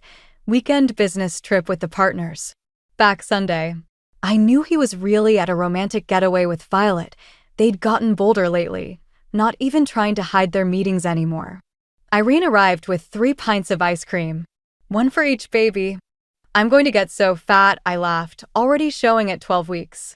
You're going to get caught if you stay here, she said, suddenly serious. You can't hide 3 babies forever. Already handled, I patted the stack of papers on my coffee table. Jeremy found me a house in Cambridge. I move next week. What about Gerald? I left divorce papers on his desk this morning. Cited irreconcilable differences. I spooned ice cream into my mouth. He'll be too relieved to question it. The divorce went through quickly. Gerald, eager to start his new life with Violet, agreed to all my terms. He never noticed the careful wording Jeremy had included about genetic material rights. For months later, I waddled through my new home, setting up the nursery with Irene's help. 3 cribs, she marveled, assembling the last one. Are you sure you can handle this alone? I'm not alone, I smiled. I have you, don't I? My phone buzzed. A text from Jeremy. Wedding date set. May 15th at the Grand Hotel. Perfect timing, I muttered. I'll be ready. The babies arrived 2 weeks early on a stormy April night. 3 perfect little girls, Lily, Rose, and Iris. As I held them for the first time, all thoughts of revenge momentarily faded. They were mine, wholly and completely mine. They look just like him, Irene whispered, cradling Lily. They do, I agreed. That's rather the point. The next few weeks passed in a blur of midnight feedings and diaper changes. The girls were surprisingly good babies, taking turns being fussy as if they'd coordinated their schedules. One morning, as I was feeding Rose, my phone lit up with a wedding invitation, sent to my old email address. They were inviting me, probably to prove there were no hard feelings. "Your mommy's going to that wedding," I told Rose, who blinked up at me with Gerald's eyes. "And you three are going to help her tell the truth." At 6 weeks old, the girls had their first photo shoot. Professional photos for documentation, Jeremy had insisted. Legal proof. "These are perfect," Jeremy said, reviewing the photos in his office. "The resemblance is undeniable. Have you seen the latest about their wedding?" He pulled up Violet's social media. She'd been posting about fertility treatments, setting up her story about finally giving Gerald the family he deserved. "She's telling everyone she's pregnant," Jeremy said. "Due in December." I laughed. "Well, won't that be interesting to explain?" That evening, as I rocked Iris to sleep, I got another text from Gerald, the first since our divorce. Violet told me about the wedding invitation. "I hope you'll come. We'd like to make peace." I showed the message to Irene, who was burping Lily. "Make peace," she scoffed. "More like show off their perfect life." Little do they know, I smiled, watching my daughters sleep. Little do they know. The next few weeks were a whirlwind of preparation. Jeremy helped me gather all the documentation, DNA tests, fertility clinic records, proof of Gerald's condition, evidence of their affair, and the forged medical records. "Are you ready for this?" he asked, organizing the files. "Once you do this, there's no going back." I looked at my girls, all three napping in their swings. They tried to convince me I couldn't be a mother, that I was broken. They need to face what they did. "And the fallout?" "Sometimes," I said, touching Lily's tiny hand as she slept, "the truth hurts. But lies hurt more." The wedding was 2 weeks away.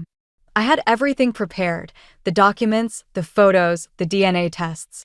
But most importantly, I had 3 beautiful baby girls who were about to turn their father's wedding into an unveiling of truth. "Your daddy and aunt thought they could fool everyone," I whispered to my sleeping daughters. "But you 3 are living proof of their lies. And soon, everyone will know." Violet's planning to announce her pregnancy during the reception toasts, Irene reported, scrolling through her phone. She'd maintained a friendly social media relationship with my sister, becoming our inside source. She's even wearing a loose dress to hint at a baby bump. I adjusted Rose's tiny bow while Lily and Iris napped in their carriers. How considerate of her to set the perfect stage. "Grace," Irene set down her phone, "walk me through the plan one more time." "The ceremony starts at 2, I said, checking my own timeline. "They'll do photos after, then the reception begins at 5. Violet plans to make her announcement during the toasts at 6. And you'll arrive at 5:45. Jeremy will already be there as a guest. He's bringing all the documentation. The girls' nanny will wait with them in the hotel lobby until I text her." My phone buzzed. A message from Jeremy. "DNA test results certified by the lab. Ironclad proof of paternity." The week before the wedding crawled by. I spent it rehearsing my speech, preparing the girls' outfits, and making sure every detail was perfect. The night before, I could barely sleep. "Mommy's going to need you 3 to be on your best behavior tomorrow," I told my daughters as I fed them their morning bottles. "It's going to be a big day." Irene arrived early to help me get ready. She zipped me into a sleek navy dress that showed off my post-baby body. All those midnight feeding sessions had melted the pregnancy weight faster than I'd expected. "You look amazing," she said, adjusting my hair. "They won't know what hit them." The nanny, Sarah, arrived at noon. We'd hired her specifically for this day, after thorough background checks and several trial runs with the girls. "Remember," I told her, "wait in the lobby with the girls until I text. If anyone asks, you're watching them for a hotel guest." "Got it," Sarah nodded, already familiar with our plan. "Don't worry, they'll be perfect." My phone lit up with messages throughout the afternoon. Jeremy, in position. "Half the town is here." Irene, ceremony just ended. Violet looks smug as hell. Jeremy, reception starting. "You ready?" I checked my reflection one last time. "Ready." The Grand Hotel loomed before me, its elegant facade masking the drama about to unfold inside. I texted Sarah, "Get the girls ready. 20 minutes." The reception was in full swing when I walked in. Heads turned as I passed, whispers following in my wake. I spotted Gerald and Violet at the head table, lost in their own world. Jeremy appeared at my elbow, manila envelope in hand. Everything's set. Violet's father is about to start the toasts. I positioned myself near the back, watching as various family members stood to congratulate the happy couple. Finally, Violet rose, champagne glass in hand. Before anyone else speaks, she beamed, one hand resting on her stomach. "Gerald and I have an announcement." I pulled out my phone and texted Sarah. Now, the ballroom doors opened. Sarah entered with the triple stroller, my 3 beautiful girls dressed in matching white dresses. The room fell silent. "I have an announcement too," I said, my voice carrying across the stunned crowd. "Gerald, Violet, meet your daughters." Well, Gerald's daughters, to be precise. Gerald's face went pale. Violet's champagne glass slipped from her hand, shattering on the floor. "That's impossible," Gerald stammered.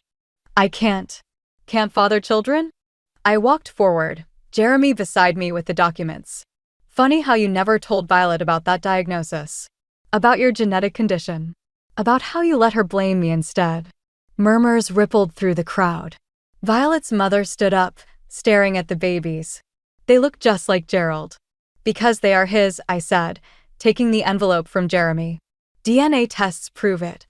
Remember all those fertility treatments we did, Gerald? All those samples you provided? Turns out they worked after all. You had no right." Violet shrieked, her carefully constructed facade cracking.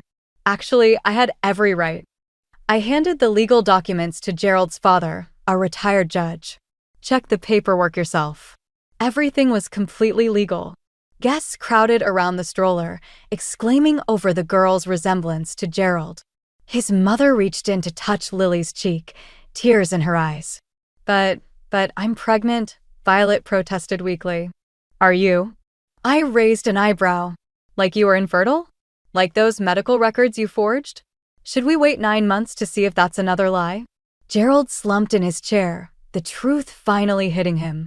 "Triplets," he whispered. "Yes," I smiled, lifting Rose from the stroller. "Would you like to meet your daughters? Or should I say, your only children? Because we both know you'll never have any others." The room erupted in chaos. Violet's makeup streaked down her face as she ran from the room. Gerald's parents were demanding explanations. And in the middle of it all, my 3 perfect baby girls began to cry in perfect harmony, their wails echoing through the destroyed wedding reception like a symphony of justice. "How could you do this to me?" Violet emerged from the bathroom, her wedding dress wrinkled, mascara streaking her cheeks. "Your own sister. How could I?" I bounced Iris gently as she fussed. "How could you forge medical documents to convince your sister she was barren? How could you steal her husband while pretending to support her?" Gerald's mother cradled Lily, tears streaming down her face. "They're so beautiful, Grace. Why didn't you tell us? Would you have believed me?" I asked. "Or would you have believed their lies, like everyone else did?" Gerald hadn't moved from his chair, staring at Rose in his father's arms. "I don't understand," he mumbled. "The doctors said I couldn't." "That's right," Jeremy stepped forward, spreading medical records on the table. "You were diagnosed with complete azoospermia 3 months before you left Grace. But instead of telling her the truth, you let your girlfriend hear forged documents blaming Grace for everything." The wedding guests huddled in groups, phones out, documenting every moment of the unfolding drama. Violet's father approached, his face red with rage. "You've ruined everything," he shouted at me. "No," Gerald's father interrupted, still holding the DNA test results. "Your daughter ruined everything. These documents prove it. The forged medical records, the affair, it's all here." Violet collapsed into a chair. "Gerald, tell them it's not true. Tell them we're having a baby." Gerald finally looked up, his face ashen. "Are we, Violet? Are we really?" The silence that followed was deafening. I was going to figure something out," Violet whispered. Figure something out? Gerald's mother's voice rose. You were going to fake a pregnancy too? More gasps from the crowd. Phones kept recording.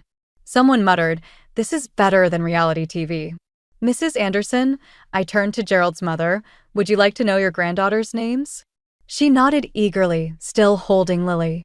You're holding Lily. Your husband has Rose, and this is Iris. I smiled at the babies. I thought they deserved names as beautiful as they are. Flower names, Gerald whispered. Like your grandmother's garden. The grandmother who raised me after our parents died. I looked at Violet. The grandmother you were too busy to visit when she was sick. Violet's makeup was completely ruined now. You always got everything. The attention, the love, the perfect life. I just wanted what I had. I finished for her. Well, congratulations. You got my husband. But I got something better, the truth. And 3 beautiful daughters who will never have to wonder if they're worthy of love. Gerald stood suddenly. Can I hold one? The room went quiet again. I hesitated, then carefully transferred Iris to his arms. He stared down at her tiny face, his hands shaking. She has my mother's nose, he choked out. They all do, I said softly. And your eyes. And your chin. I'm their father, he whispered, reality finally sinking in. I have daughters. I corrected him. You had your chance at being their father. You lost that right when you chose lies over truth. Violet lunged forward. You can't keep them from him. They're his children too. Actually, Jeremy stepped in, she can. The divorce agreement you so eagerly signed included very specific language about genetic material rights. Grace has full custody. You gave up any claim to children conceived through IVF when you signed those papers. But I didn't know. Gerald protested. No, I took Iris back from him. You didn't know because you were too busy planning your new life with my sister to read what you were signing. Too busy believing her lies to see the truth. The wedding planner appeared, nervously wringing her hands. Should I tell the band to start playing? A laugh rippled through the crowd. Violet's mother stood up. This wedding is over. Everyone go home. As guests began filing out, many stopped to peer at the babies, to touch my arm in support, to glare at Violet and Gerald. Their perfect wedding had become the perfect scandal. Grace, Gerald called as I prepared to leave. Please, can I be part of their lives? I looked at him, really looked at him, for the first time since entering the room. The man I'd once loved, now reduced to a stranger in a groom's tuxedo, begging for scraps of what could have been his. You know what the saddest part is? I said quietly. If you'd just been honest about your condition, we could have faced it together. We could have been a family.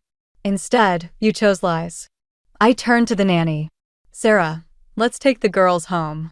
As we walked out of the ruined wedding reception, 3 perfect babies sleeping peacefully in their stroller, I heard Violet's wail echo behind us. Gerald, where are you going? But I didn't look back. Some chapters need to end before better ones can begin. The aftermath hit like a tsunami. By morning, videos of the wedding confrontation had gone viral. My phone wouldn't stop buzzing with messages from reporters, distant relatives, and strangers offering support. You're trending on Twitter, Irene announced, scrolling through her phone while feeding Rose. People are calling you #RevengeQueen. Great, I sighed, changing Lily's diaper. Just what I wanted. Internet fame. My doorbell rang. Through the security camera, I saw Gerald's mother standing on my porch, holding what looked like a photo album. Should I let her in? Irene asked. I nodded. She deserves to know her granddaughters. Grace, Gerald's mother rushed in, hugging me tightly. I'm so sorry. We had no idea what they were doing to you. She set the album down and immediately went to the babies. May I?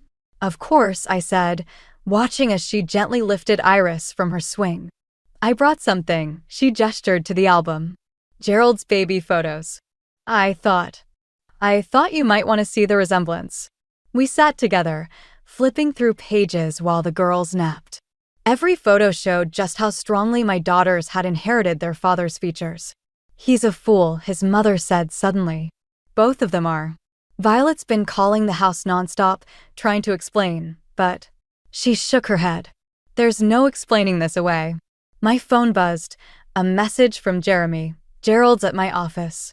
He wants to negotiate visitation rights. No, I typed back. He made his choice. The doorbell rang again. This time, it was Violet. Don't open it, Irene warned, but I was already heading to the door. My sister stood there, still wearing yesterday's makeup, clutching a stack of papers. Grace, please. Just listen. Why should I? Because I'm pregnant, she blurted out. For real this time. I just found out. I laughed bitterly. With Gerald's baby? We both know that's impossible. No, it's not Gerald's. Her voice cracked. It's Marcus's. From the printing company, where I got the papers forged. Gerald's mother gasped behind me. Does Gerald know? He does now. Violet wiped her eyes. He left me last night. After the wedding, he said he couldn't trust anything I'd ever told him. Karma's funny that way, I said, starting to close the door. Wait. She thrust the papers forward. These are all the originals. The forged documents, the fake test results, everything. I'm turning myself in. I needed you to know I'm sorry. Before I could respond, another car pulled up. Gerald stepped out, looking like he hadn't slept. What are you doing here? Violet asked. Same as you, I guess, he said, not meeting her eyes. Trying to make things right. There's no making this right, I said firmly. I know, Gerald ran his hands through his hair. But our daughters. My daughters, I corrected. Please, he stepped closer. I'll do anything. Therapy, parenting classes, whatever you want. Just don't keep them from me forever. One of the babies started crying inside. Gerald's face crumpled at the sound. You lied to me, I said quietly. Both of you. You made me think I was broken, that I was less of a woman because I couldn't give you children. Do you have any idea what that did to me? I was scared, Gerald admitted. When I got my diagnosis, I couldn't face it. And then Violet suggested destroying my life instead of dealing with yours? I'm turning myself in, Violet repeated. The document fraud, the conspiracy. I'll plead guilty. Inside, all 3 babies were crying now. Gerald's mother went to tend to them, leaving us in this twisted family tableau on my front porch. I have to go take care of my daughters, I said. You both need to leave. Grace, Gerald called as I turned away. Will you ever forgive us? I looked at my sister, then at my ex-husband. 2 people I'd once loved more than anything, now strangers wearing the faces of betrayal. Forgiveness isn't something you earn by saying sorry, I replied. It's something you earn through actions, through change, through time. Right now, all I see are 2 people who got caught in their lies and want absolution. What can we do? Violet asked. Live with your choices, I said. Like I had to live with your lies. And maybe, someday, when my daughters are old enough to understand, I'll let them decide if they want to know the whole story. I closed the door on their protests, returning to my babies. Gerald's mother was successfully calming them, humming an old lullaby. You're stronger than I ever knew, she said softly. I picked up Lily, breathing in her sweet baby scent. I had to be, for them. Outside, I heard car doors slam, engine start. The sound of consequences driving away, leaving 3 perfect reasons to look forward instead of back. Look what came in the mail, Irene said, handing me a newspaper clipping while Lily and Rose played with blocks on the floor.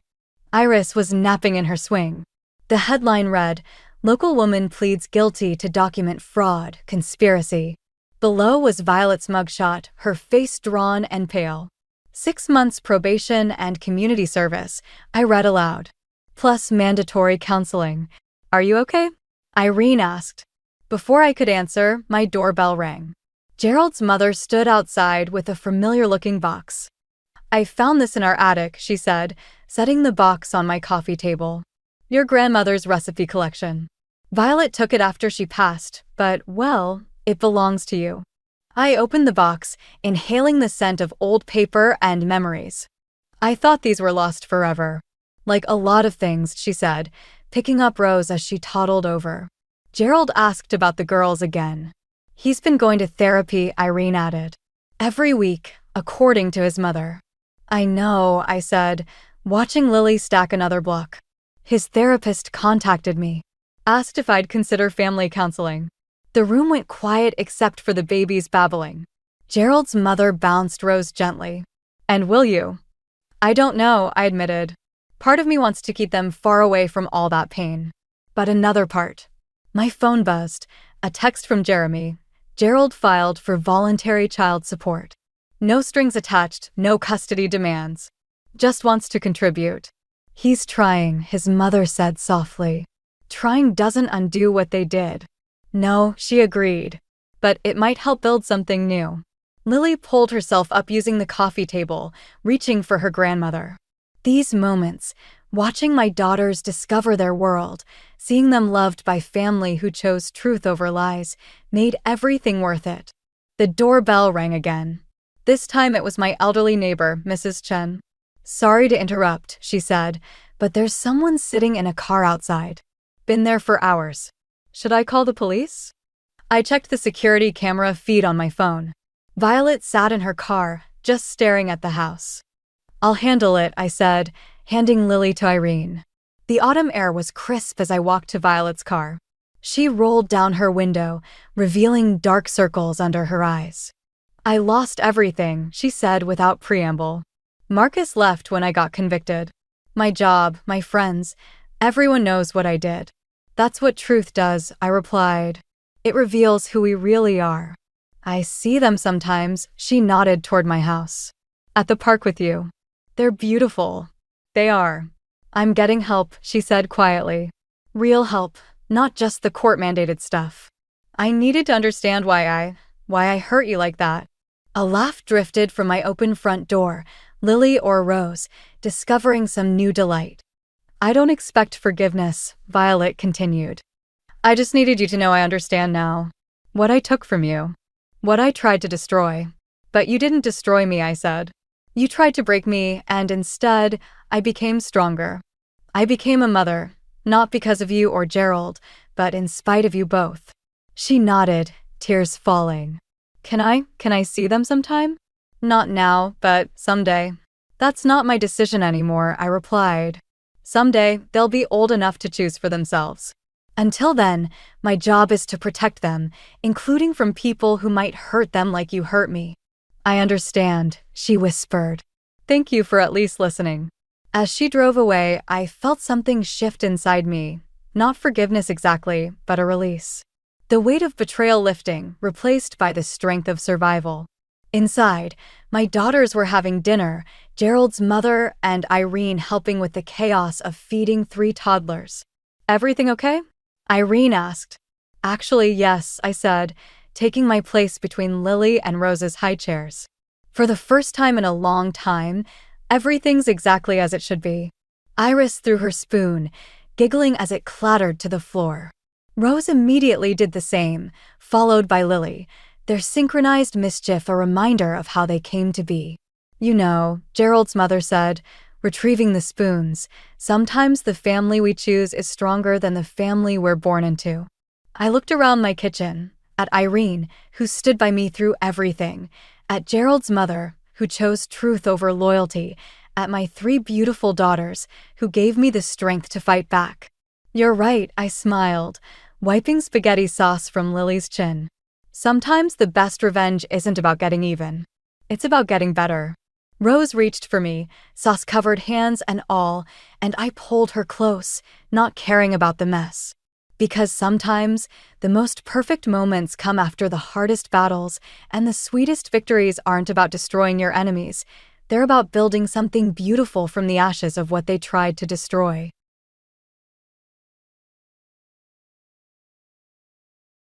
The text message from my brother made my stomach clench. "Can't wait to hear about all your pro bono cases defending criminals, sis. Maybe you'll finally admit law school was wasted on you. I'm Eliana, and my little brother has always had a talent for getting under my skin." The family reunion invitation sat on my granite countertop like a ticking time bomb. Mom's elegant handwriting promising an evening of family bonding and celebration. What it should have said was, passive-aggressive comments and judgment. "You could always cancel," Brayden suggested, sliding a fresh coffee across my desk.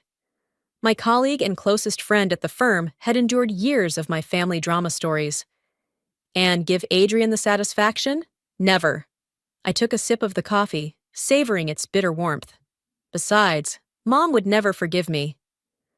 You could just tell them the truth, he said, leaning against my office doorframe. Partner at Thompson, Campbell and Associates isn't exactly something to be ashamed of. I shook my head, watching the city lights flicker to life outside my corner office window.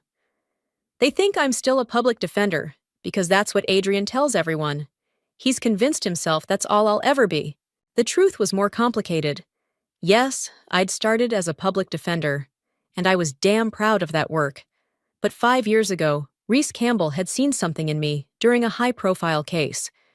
Now, at 35, I was the youngest partner in the firm's history. Not that my family knew any of this. My phone buzzed again. Mom this time. Honey, please try to keep the peace tomorrow. Your brother's going through a lot right now. Going through a lot? I scoffed, showing Braden the message. He's going through a divorce because he couldn't keep his hands off his secretary. That's hardly a tragedy. Speaking of which, Braden's expression turned serious. Have you heard who's handling his wife's case? Before I could answer, my assistant Sarah poked her head in. Ms. Sutton, your mother's here. Mom swept into my office like a perfectly coiffed hurricane, her designer handbag swinging. Eliana, darling, I thought we could have lunch before tomorrow's party. I watched Braden make a strategic retreat, mouthing good luck as he disappeared. Mom, I'm working. You can't just show up. In that tiny public defender's office you're always talking about? She glanced around my obviously luxurious office with confusion. This seems different. I'm covering for a friend. I lied smoothly, the same excuse I'd used for years. What's really going on? She sank into one of my client chairs, her perfectly maintained facade cracking slightly. It's your brother. This divorce. It's going to be ugly. Natasha's hired some high-powered firm. Has she? I kept my voice neutral, though my heart was racing. Thompson, Campbell something or other. They're sharks, apparently. Mom wrung her hands. Adrian's beside himself. He says they'll take everything. I bit back a laugh. If she only knew. Maybe he should have thought about that before sleeping with his 24-year-old secretary, I said, unable to keep the edge from my voice. Eliana, he made a mistake. We all make mistakes. She reached across my desk, patting my hand. Just be gentle with him tomorrow? He's been saying some things about you, I know, but he's hurting. The irony was almost too much to bear. Tomorrow night, at our family reunion, Adrian would undoubtedly mock my career choices again. He'd make snide comments about public defenders and wasted potential, completely unaware that on Monday morning, I'd be sitting across from him in a conference room as opposing counsel's partner. I'll behave if he does, I promised, knowing full well what was coming. Mom stood, smoothing her designer dress. That's all I ask. And darling, maybe wear something a little more professional tomorrow? That navy suit you used to have was nice. I glanced down at my Armani pantsuit and Louboutin heels, easily worth more than what Adrian made in a month. I'll see what I can find. After she left, I pulled up Adrian's divorce file on my computer. There it was in black and white. Natasha Evans versus Adrian Sutton. Primary counsel, Reese Campbell. Partner in charge, Eliana Sutton. My phone buzzed one more time. Another text from Adrian. Hope you're ready for tomorrow, sis. Brought some big news to share. Time to show everyone what real success looks like. I smiled, thinking about Monday morning's meeting. Oh, Adrian, I whispered to my empty office. You have no idea. 5 years earlier, I sat across from Reese Campbell in a cramped courthouse hallway, my public defender's badge feeling like a target on my chest. You made quite an impression in there, she said, studying me with sharp eyes. Not many lawyers would have caught that inconsistency in the prosecution's evidence. I clutched my worn briefcase tighter. Just doing my job. Your job? Reese laughed.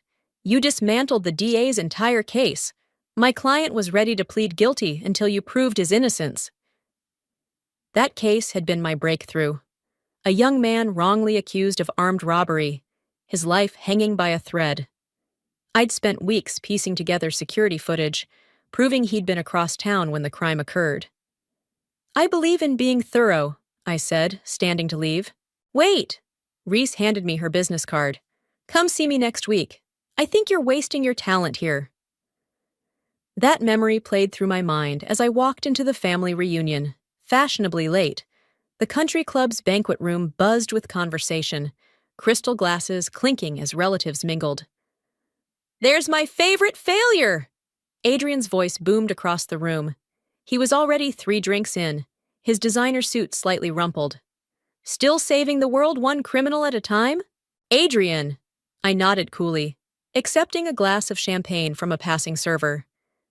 "You know," he continued, loud enough for nearby relatives to hear, "I just closed a 7-figure deal last week. Meanwhile, my big sister's probably still making what, 40 grand a year?" Our cousin Maria winced. "Adrian, maybe we should—" No, let's hear about Eliana's noble sacrifice," he interrupted. "Tell us, sis, how many drug dealers did you keep out of jail this month?" I took a deliberate sip of champagne. "Actually, I've moved on from criminal defense." "Oh?" His eyebrows shot up. "Finally admitted defeat?" Before I could respond, Mom appeared between us. "Children, please. Adrian, honey, maybe you should slow down on the drinks." "I'm celebrating, Mom." He threw an arm around her shoulders. "Did you tell her my news? About the merger?" "I was just about to," Mom said, shooting me a warning look. "Adrian's company is merging with—" A commotion near the entrance cut her off. Heads turned as Braden burst into the room, tablet in hand. He caught my eye and gestured urgently. "Excuse me," I murmured, extracting myself from the family circle. In the hallway, Braden thrust the tablet at me. "You need to see this." The headline made my blood run cold. Tech CEO Adrian Sutton's divorce takes ugly turn. Insider trading allegations surface. "It just broke," Braden said quietly. "Natasha's claiming she has evidence he was trading on non-public information." Through the banquet room doors, I could hear Adrian's loud laughter. "The merger's going to make us millions! To success!" "This changes everything," I said, scanning the article. "If these allegations are true—" "That's not all." Braden swiped to another page. "Look who's representing him." Jesus Thompson's name jumped out at me. The same Jesus Thompson who'd tried to poach my biggest client last year, who dismissed me as that public defender playing at corporate law. "Perfect," I muttered. "Just perfect." My phone vibrated, Reese calling. I answered on the first ring. "Tell me you've seen the news," she said without preamble. "I'm looking at it now. The insider trading allegations. Change everything," she finished. "Listen, Eliana, I know he's your brother, but this case just got a lot bigger. If you want to recuse yourself—" "No," my voice was firm. "I'm staying on." Through the doors, I could hear Adrian holding court. "My sister? Oh, she means well, but some people just aren't cut out for the big leagues. Public defenders are important, I guess. But let's be honest. It's where lawyers go when they can't hack it in the real world." Braden touched my arm. "You okay?" I handed him back the tablet, straightening my shoulders. "You know what the funny thing is? 5 years ago, when Reese offered me the job, Adrian told me I'd never survive in corporate law. Said I didn't have the killer instinct. And now? Now he's about to find out just how wrong he was." I checked my phone. 3 missed calls from Mom. Monday morning's meeting should be interesting. "Speaking of which," Braden grinned, "what are you going to wear?" "Something expensive," I said, pushing open the banquet room doors. "Very, very expensive." Adrian's voice carried across the room. "To my incredible success. And to my sister, bless her heart, still fighting the good fight in her little public defender's office." I raised my glass in his direction, smiling. In less than 48 hours, his world would implode, and I would be there to watch it happen. Monday morning arrived with the weight of inevitability. I stood in the courthouse, adjusting my crimson Chanel suit, while Reese reviewed our notes one final time. The Morrison case is straightforward, she said. Just don't let opposing counsel rattle you. I smiled, thinking of the much bigger confrontation looming later that day. When do they ever? The courtroom doors opened, and I strode in with the confidence that came from years of victories. 2 hours later, the judge's gavel fell with a satisfying crack. Motion granted in favor of the plaintiff, she announced. Outside the courtroom, Reese squeezed my shoulder. Brilliant work. Now, are you ready for this afternoon? Before I could answer, my phone buzzed. Adrian's name flashed on the screen, along with a text. Meeting with my hotshot lawyers today. Gonna crush this divorce thing. Wish you had the skills to see a real lawyer in action. Oh, I'll have a front row seat, I muttered. Ms. Sutton? Our assistant appeared, looking nervous. Natasha Evans is here for your 11 o'clock. I found Natasha waiting in my office, perfectly put together in designer clothes that Adrian had probably bought her. She stood when I entered, extending her hand. I had no idea you were... She gestured vaguely. Adrian always said that I was a struggling public defender, I finished, gesturing for her to sit. Yes, he likes that story. I'm sorry, she said quietly. If I'd known you were his sister, I wouldn't have... Stop. I held up a hand. You hired this firm because we're the best. My relationship with Adrian doesn't change that. Reese entered, carrying a thick file. Let's talk about these insider trading allegations. Natasha's perfectly maintained facade cracked slightly. I found the emails 3 months ago. He was using information from board meetings to tip off investors. The merger. It's not what everyone thinks. Does he know you have this evidence? I asked. No. She pulled out her phone, showing us a series of screenshots. He thinks I'm just after the money. He has no idea. That he could go to prison, Reese finished. My stomach twisted. As much as Adrian deserved to be taken down a peg, this was serious. Have you shown these to anyone else? Just my friend at the SEC, Natasha said. She's the one who told me to get a lawyer. A knock interrupted us. Braden poked his head in. Sorry to interrupt, but Jesus Thompson is here. He's early for the 2 o'clock and making a scene in reception. Of course he is, I muttered. Natasha, would you excuse us? In the reception area, Jesus Thompson stood in an expensive Italian suit, radiating arrogance. Where's Campbell? I'm not dealing with associates today. Actually, I stepped forward, you'll be dealing with me. He looked me up and down dismissively. And you are? Eliana Sutton, managing partner for this case. His eyes narrowed. Sutton? Any relation to the client you're representing? Yes. I smiled coldly. Shall we move this to the conference room? Jesus's face reddened. This is a conflict of interest. I'll have you disbarred. You'll do nothing of the sort, Reese said, appearing beside me.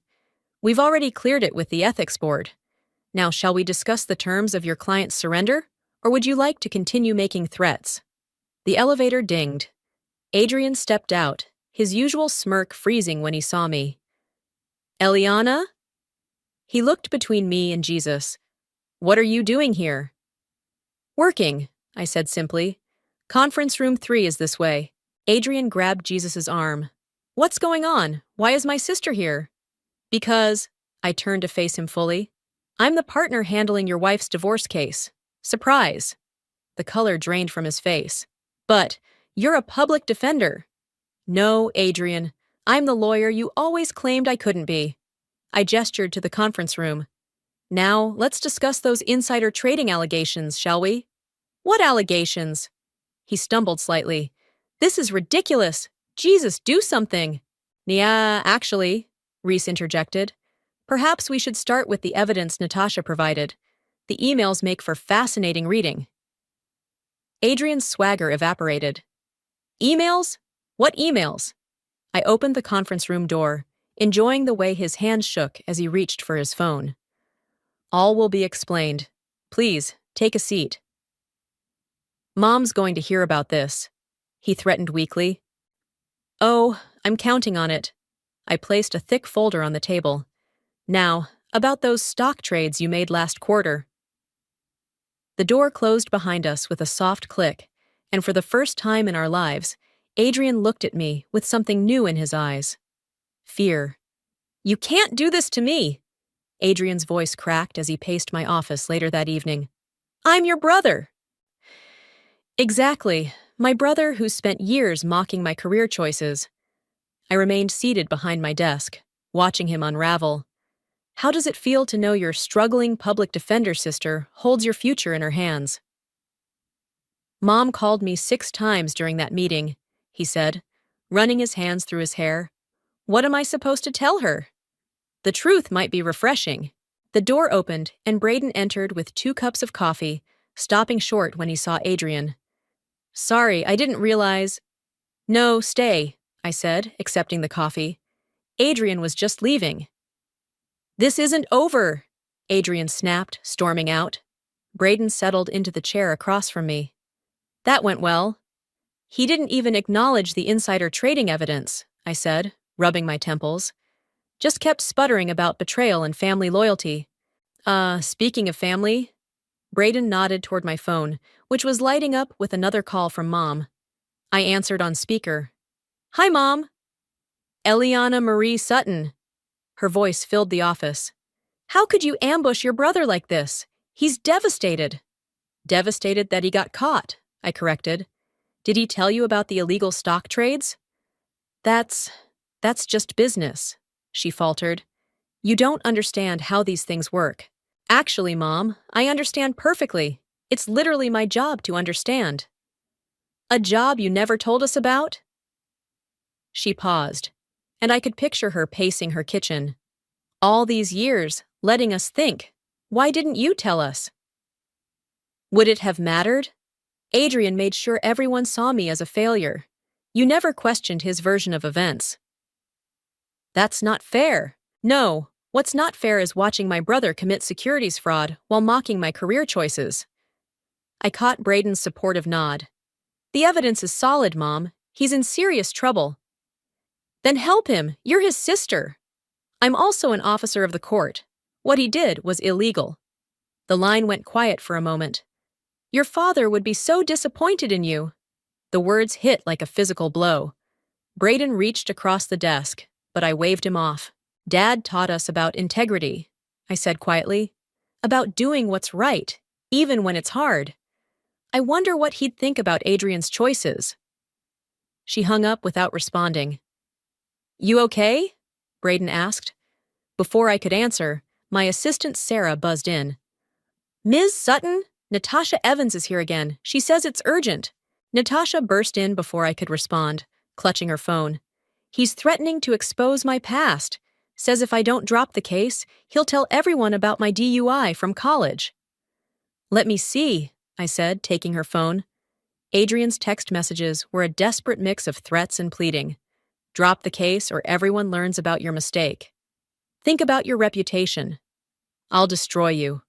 Classic Adrian, I muttered, always attacking when he's cornered. "Can he do this?" Natasha's hands trembled. "No," I said firmly. "This is witness intimidation. We can add it to the pile." My phone buzzed again. Jesus Thompson calling. I put it on speaker. "Your brother's willing to deal," he said without preamble. "Full financial settlement. Natasha gets what she wants. We just need the insider trading evidence destroyed." "That's not happening," I replied. "The SEC's already involved." "Think about your family, Eliana. Once this goes public, are you actually suggesting I commit a felony to help cover up another felony?" I interrupted. "Careful, Jesus. That could get us both disbarred." He hung up with a curse. Braden leaned forward. "What's your play here?" I looked at Natasha, then back at the mounting evidence on my desk.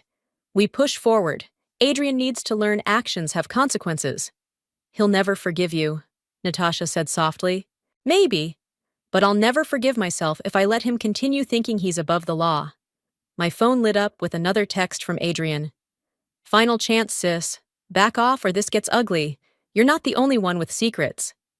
I showed it to Braden, who whistled low. "He's desperate." "Good," I said, reaching for my briefcase.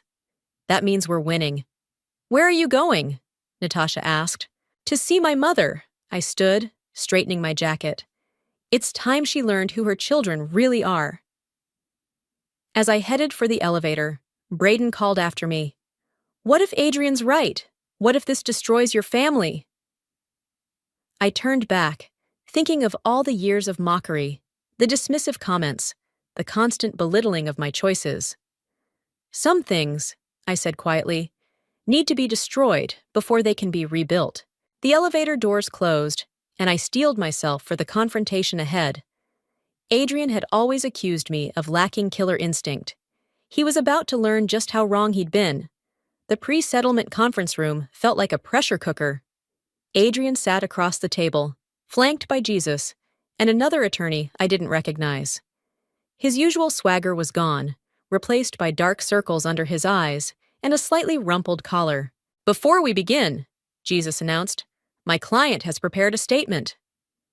Save it, Reese cut in. We're here to discuss numbers and criminal liability. Adrian's head snapped up. Criminal liability? This is a divorce settlement. It was, I said, sliding a folder across the table, until we found these. The new attorney, a nervous-looking man named Paul, opened the folder and blanched. Mr. Thompson, a word? They huddled in whispered conversation, while Adrian stared at me, his face a mix of anger and fear. What did you give them? Everything, Natasha answered from beside me. The emails, the phone records, the offshore accounts. You vindictive bit. Choose your next words carefully, I interrupted. They're being recorded. Jesus returned to the table, his confidence visibly shaken. We need to discuss parameters. Parameters? Reese laughed. Your client committed securities fraud. The SEC has been notified. The only parameters we're discussing are how much prison time he's facing. Prison? Adrian's voice cracked. Eliana, you can't be serious. We're family.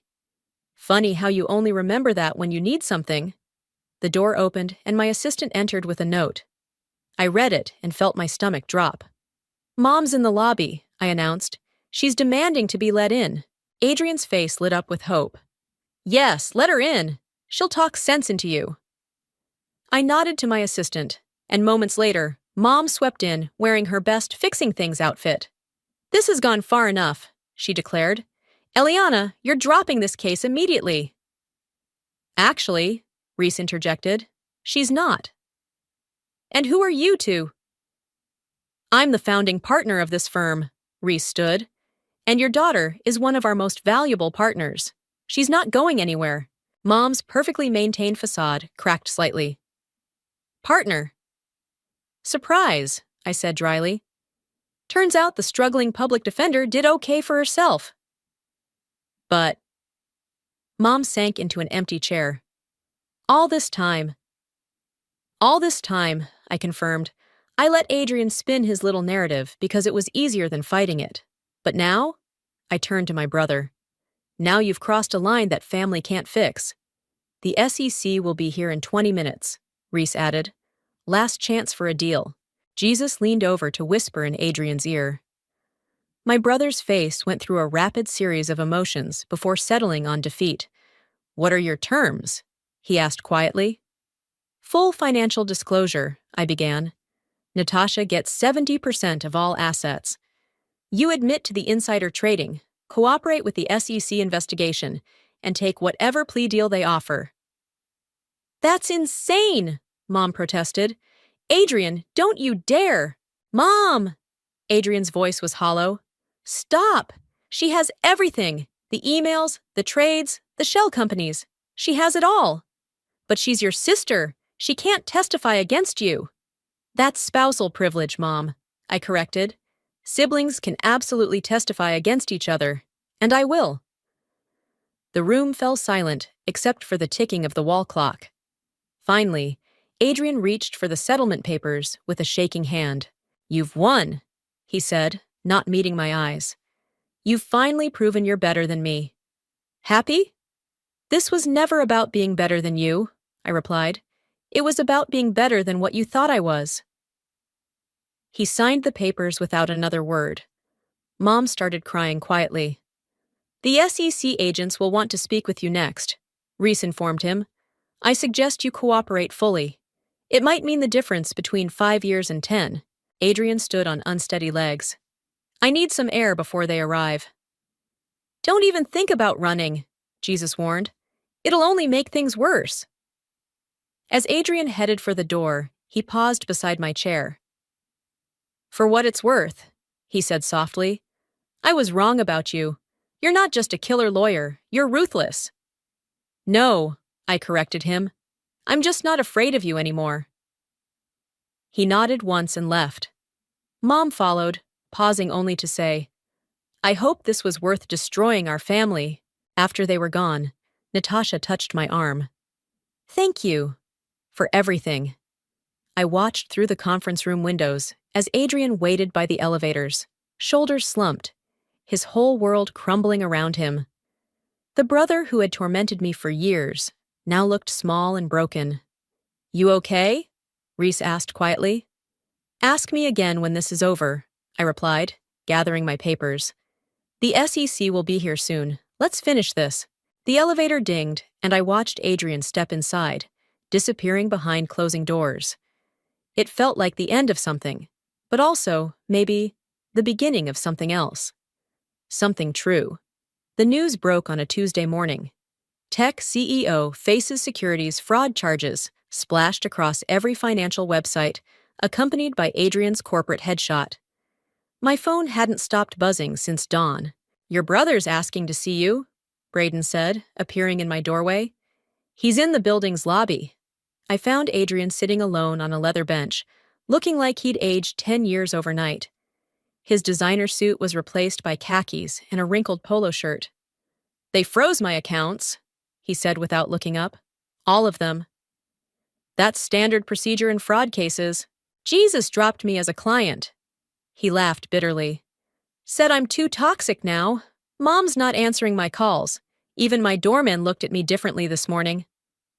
What do you want, Adrian? He finally met my eyes. Help me fix this. It's too late for that. Is it? He stood, desperation clear in his voice. You're the best lawyer I know. Yes, I can admit that now. There has to be something. The only thing left is to cooperate fully and hope for leniency. I crossed my arms. The evidence is overwhelming. Because my wife betrayed me. Because my sister. Because you broke the law. I cut him off, repeatedly and deliberately. This isn't about betrayal. It's about consequences. The lobby security guard was watching us nervously. Adrian noticed and deflated slightly. You know what the worst part is? He said quietly. All those years I spent mocking you, you were becoming everything I pretended to be.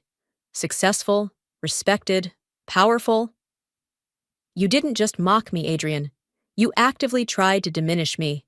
Every family gathering, every holiday, every chance you got. Because I was jealous. The words exploded out of him, echoing through the lobby. You were always the smart one, the driven one, Dad's favorite. Dad's been gone for 15 years. And you're still trying to make him proud while I'm... He gestured vaguely at himself. This. The elevator dinged, and Reese stepped out, followed by 2 SEC agents I recognized from yesterday's interviews. Mr. Sutton, one of them called. We have some follow-up questions. Adrian's shoulders slumped. I suppose this is karma. No, I said. This is justice. There's a difference. Miss Sutton, the other agent nodded to me. We'll need to speak with you as well. Of course. I turned back to Adrian. Get a good criminal defense attorney. Not a flashy one, a competent one. I can recommend several. You're still looking out for me, he said wonderingly. After everything. You're still my brother. That doesn't mean I'll save you from your own choices. The agents led Adrian toward a conference room, but he paused at the door. Hey, Eliana, remember when we were kids and I pushed you off your bike? You said I'd never learn to ride it anyway. But you did. The next day, you got right back on. I should have known then that you'd always prove me wrong. The conference room door closed behind him, and Reese appeared at my side. Your mother's giving interviews, she said softly. claiming you manipulated the evidence to destroy your brother. Of course she is. I checked my phone. 5 missed calls from Mom and a text. How could you do this to our family? The partners want to release a statement, Reese continued. Show our support for you. No. I watched through the glass as Adrian slumped in his chair, answering the agent's questions. Let the evidence speak for itself. My phone buzzed again. Natasha this time. Just saw the news. Are you okay? Before I could respond, the elevator opened and Jesus Thompson strode out, heading straight for me. You've made a powerful enemy, he growled. Threatening opposing counsel? I raised an eyebrow. That's a bold choice for someone facing potential conspiracy charges. His face reddened. I had no knowledge of— Save it for the ethics board, Reese interrupted. I believe they're very interested in your involvement. Jesus stormed off, nearly colliding with Braden, who was approaching with coffee. Your mom's on line 1, he said, handing me a cup. Again, let it ring. I watched Adrian through the conference room window, remembering all the times he'd torn me down, all the years of subtle and not so subtle jabs. Was it worth it? Braden asked quietly. In the conference room, Adrian buried his face in his hands as the agents presented more evidence. Through the glass, I could see his shoulders shaking. Ask me in 10 years, I replied, turning away from the window. Right now, I have work to do. My phone buzzed one final time. A text from Mom. Your father would be ashamed. I typed back 3 words before silencing my phone. No, he wouldn't. Then I straightened my jacket and headed back to my office, leaving my brother to face the consequences of his choices, just as I had faced mine all those years ago. The courtroom fell silent as I approached the podium. Adrian sat at the defendant's table, his new attorney, a competent, no-nonsense woman named Rachel, beside him. 3 months had passed since the scandal broke, and today would determine his fate. Your Honor, I began, I'm here today not as the defendant's sister, but as counsel for Natasha Evans, whose divorce settlement is intrinsically linked to these criminal proceedings. The judge nodded. Proceed, Ms. Sutton. The evidence before you shows a clear pattern of securities fraud spanning 3 years. I gestured to the exhibits displayed on the courtroom screens. Mr. Sutton didn't just break the law. He built his entire business model around breaking it. Adrian wouldn't meet my eyes. Mom sat in the back row, clutching her designer handbag like a shield. The defense claims these were isolated incidents, I continued, mistakes made under pressure. The evidence tells a different story. Rachel stood. Objection, Your Honor. Counsel is editorializing. Overruled. Continue, Ms. Sutton. I pulled up the email chain that had started everything. This exchange from March clearly shows premeditation. Quote, the board doesn't know yet. Buy now before the announcement. Delete this email. Adrian flinched. In the gallery, I heard Mom's sharp intake of breath. The prosecution has already established criminal liability, I said. I'm here to ensure that the civil penalties reflect the scope of the damage. My client's entire marriage was built on fraudulent gains. Your Honor, Rachel interrupted, Ms. Sutton's personal relationship with the defendant creates an obvious conflict, which was reviewed and approved by the ethics board, I countered. My relationship with the defendant gives me unique insight into the pattern of deception. The judge leaned forward. Are you prepared to testify to that effect, Ms. Sutton? I am. I turned to face Adrian directly. For years, I watched my brother manipulate facts to serve his narrative. He convinced our entire family I was a failure while he committed federal crimes. The pattern is clear. Objection! Rachel stood again. Counsel is testifying. Sustained. The judge frowned. Stay on point, Ms. Sutton. I nodded, pulling up the financial records. The defendant's actions resulted in over $12 million in fraudulent gains. The proposed settlement of 70% to Ms. Evans is more than fair. It represents only the legitimate portions of their joint assets. Adrian whispered something to Rachel, who shook her head sharply. Furthermore, I continued, We ask the court to consider these civil penalties in conjunction with the criminal charges. Mr. Sutton's cooperation, while late, has been helpful in identifying other participants in the scheme. Jesus Thompson, sitting in the back near Mom, shifted uncomfortably. The SEC's investigation is ongoing, I concluded, but the damage to innocent investors is clear. We ask the court to approve the settlement as structured. The judge reviewed her notes. Ms. Rachel, your response? Adrian's attorney rose.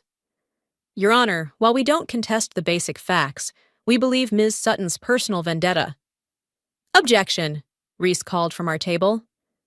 Sustained, the judge said. Counsel, stick to the settlement terms. Rachel adjusted her approach. We request a more equitable distribution, considering my client's cooperation. His cooperation came only after he was caught, I interrupted, and only after attempting to intimidate witnesses. The judge held up her hand. I've heard enough. Based on the evidence presented, I'm approving the settlement as structured. Mr. Sutton, please rise. Adrian stood on shaky legs. The civil penalties in this case will be addressed separately from your criminal sentencing next week, she continued. But let me be clear.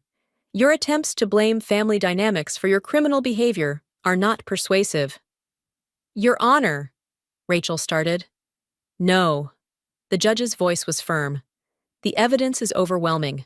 The settlement stands. She banged her gavel. Court adjourned. As people began filing out, Adrian turned to me. Happy now? No, I replied honestly. But it's done. Mom approached, her face tight with anger. I hope you're satisfied, destroying your brother's life for some petty revenge. Mom! Adrian's voice was tired. Stop! She didn't destroy anything. I did this to myself. The admission seemed to shock her into silence. Reese appeared at my elbow. SEC wants to talk to us about Thompson's involvement. I nodded, gathering my files. As I turned to leave, Adrian called after me. Hey, sis! His voice cracked slightly. Remember when we were kids and you wanted to be a superhero? What about it? You said you wanted to fight for justice. He smiled sadly. Guess you got your wish. I watched as the bailiff led him away, Mom trailing behind them, still clutching her handbag. The courtroom emptied until only Reese and I remained. You okay? She asked. Ask me after his criminal sentencing next week. I straightened my jacket. Right now, we have more work to do. We walked out together, leaving behind the echoes of family bonds, broken and reformed in the pursuit of justice. Sometimes, I realized, being a hero meant making the hardest choices, even when they hurt the ones we love. The prison visiting room smelled of industrial cleaner and stale coffee. Adrian sat across from me in his beige jumpsuit, looking smaller than I remembered. 3 years into his 5-year sentence, this was only our second visit. You cut your hair, he said by way of greeting. You grew a beard. I gestured to his face. It suits you. Not much choice in here. He fidgeted with his sleeve. Thanks for coming. I wasn't sure you would. Your letter was convincing. He nodded, glancing around the room where other inmates visited with family. Mom finally stopped sending money to my commissary account.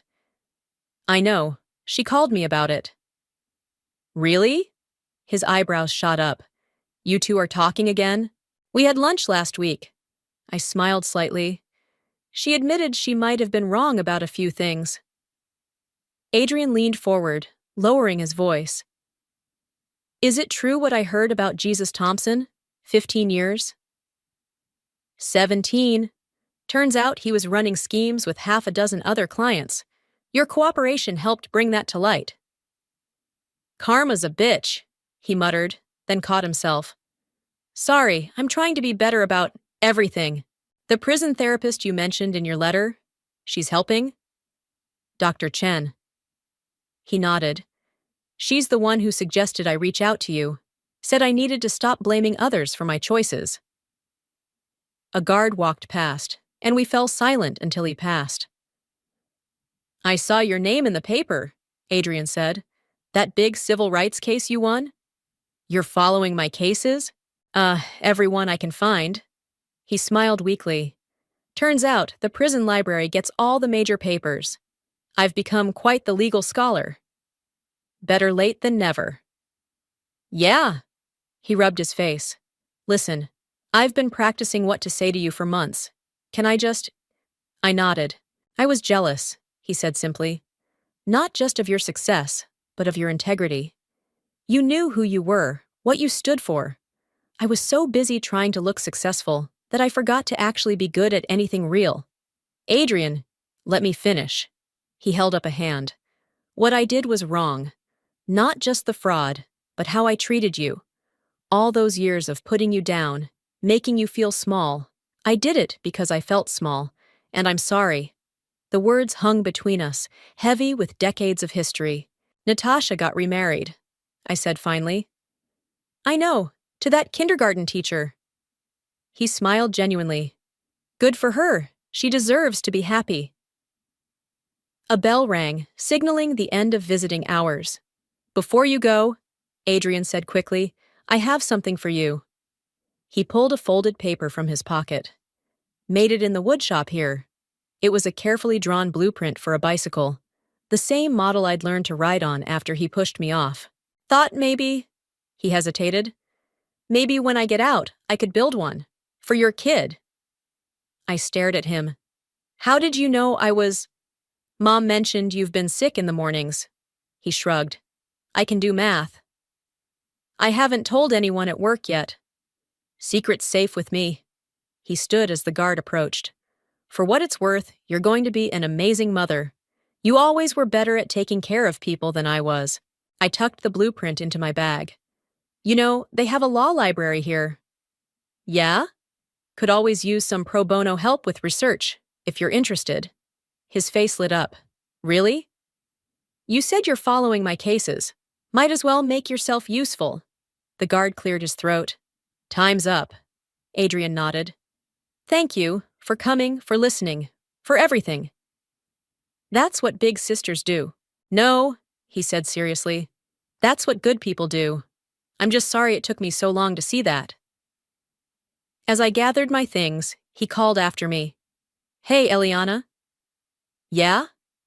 When the baby comes, will you tell them about me?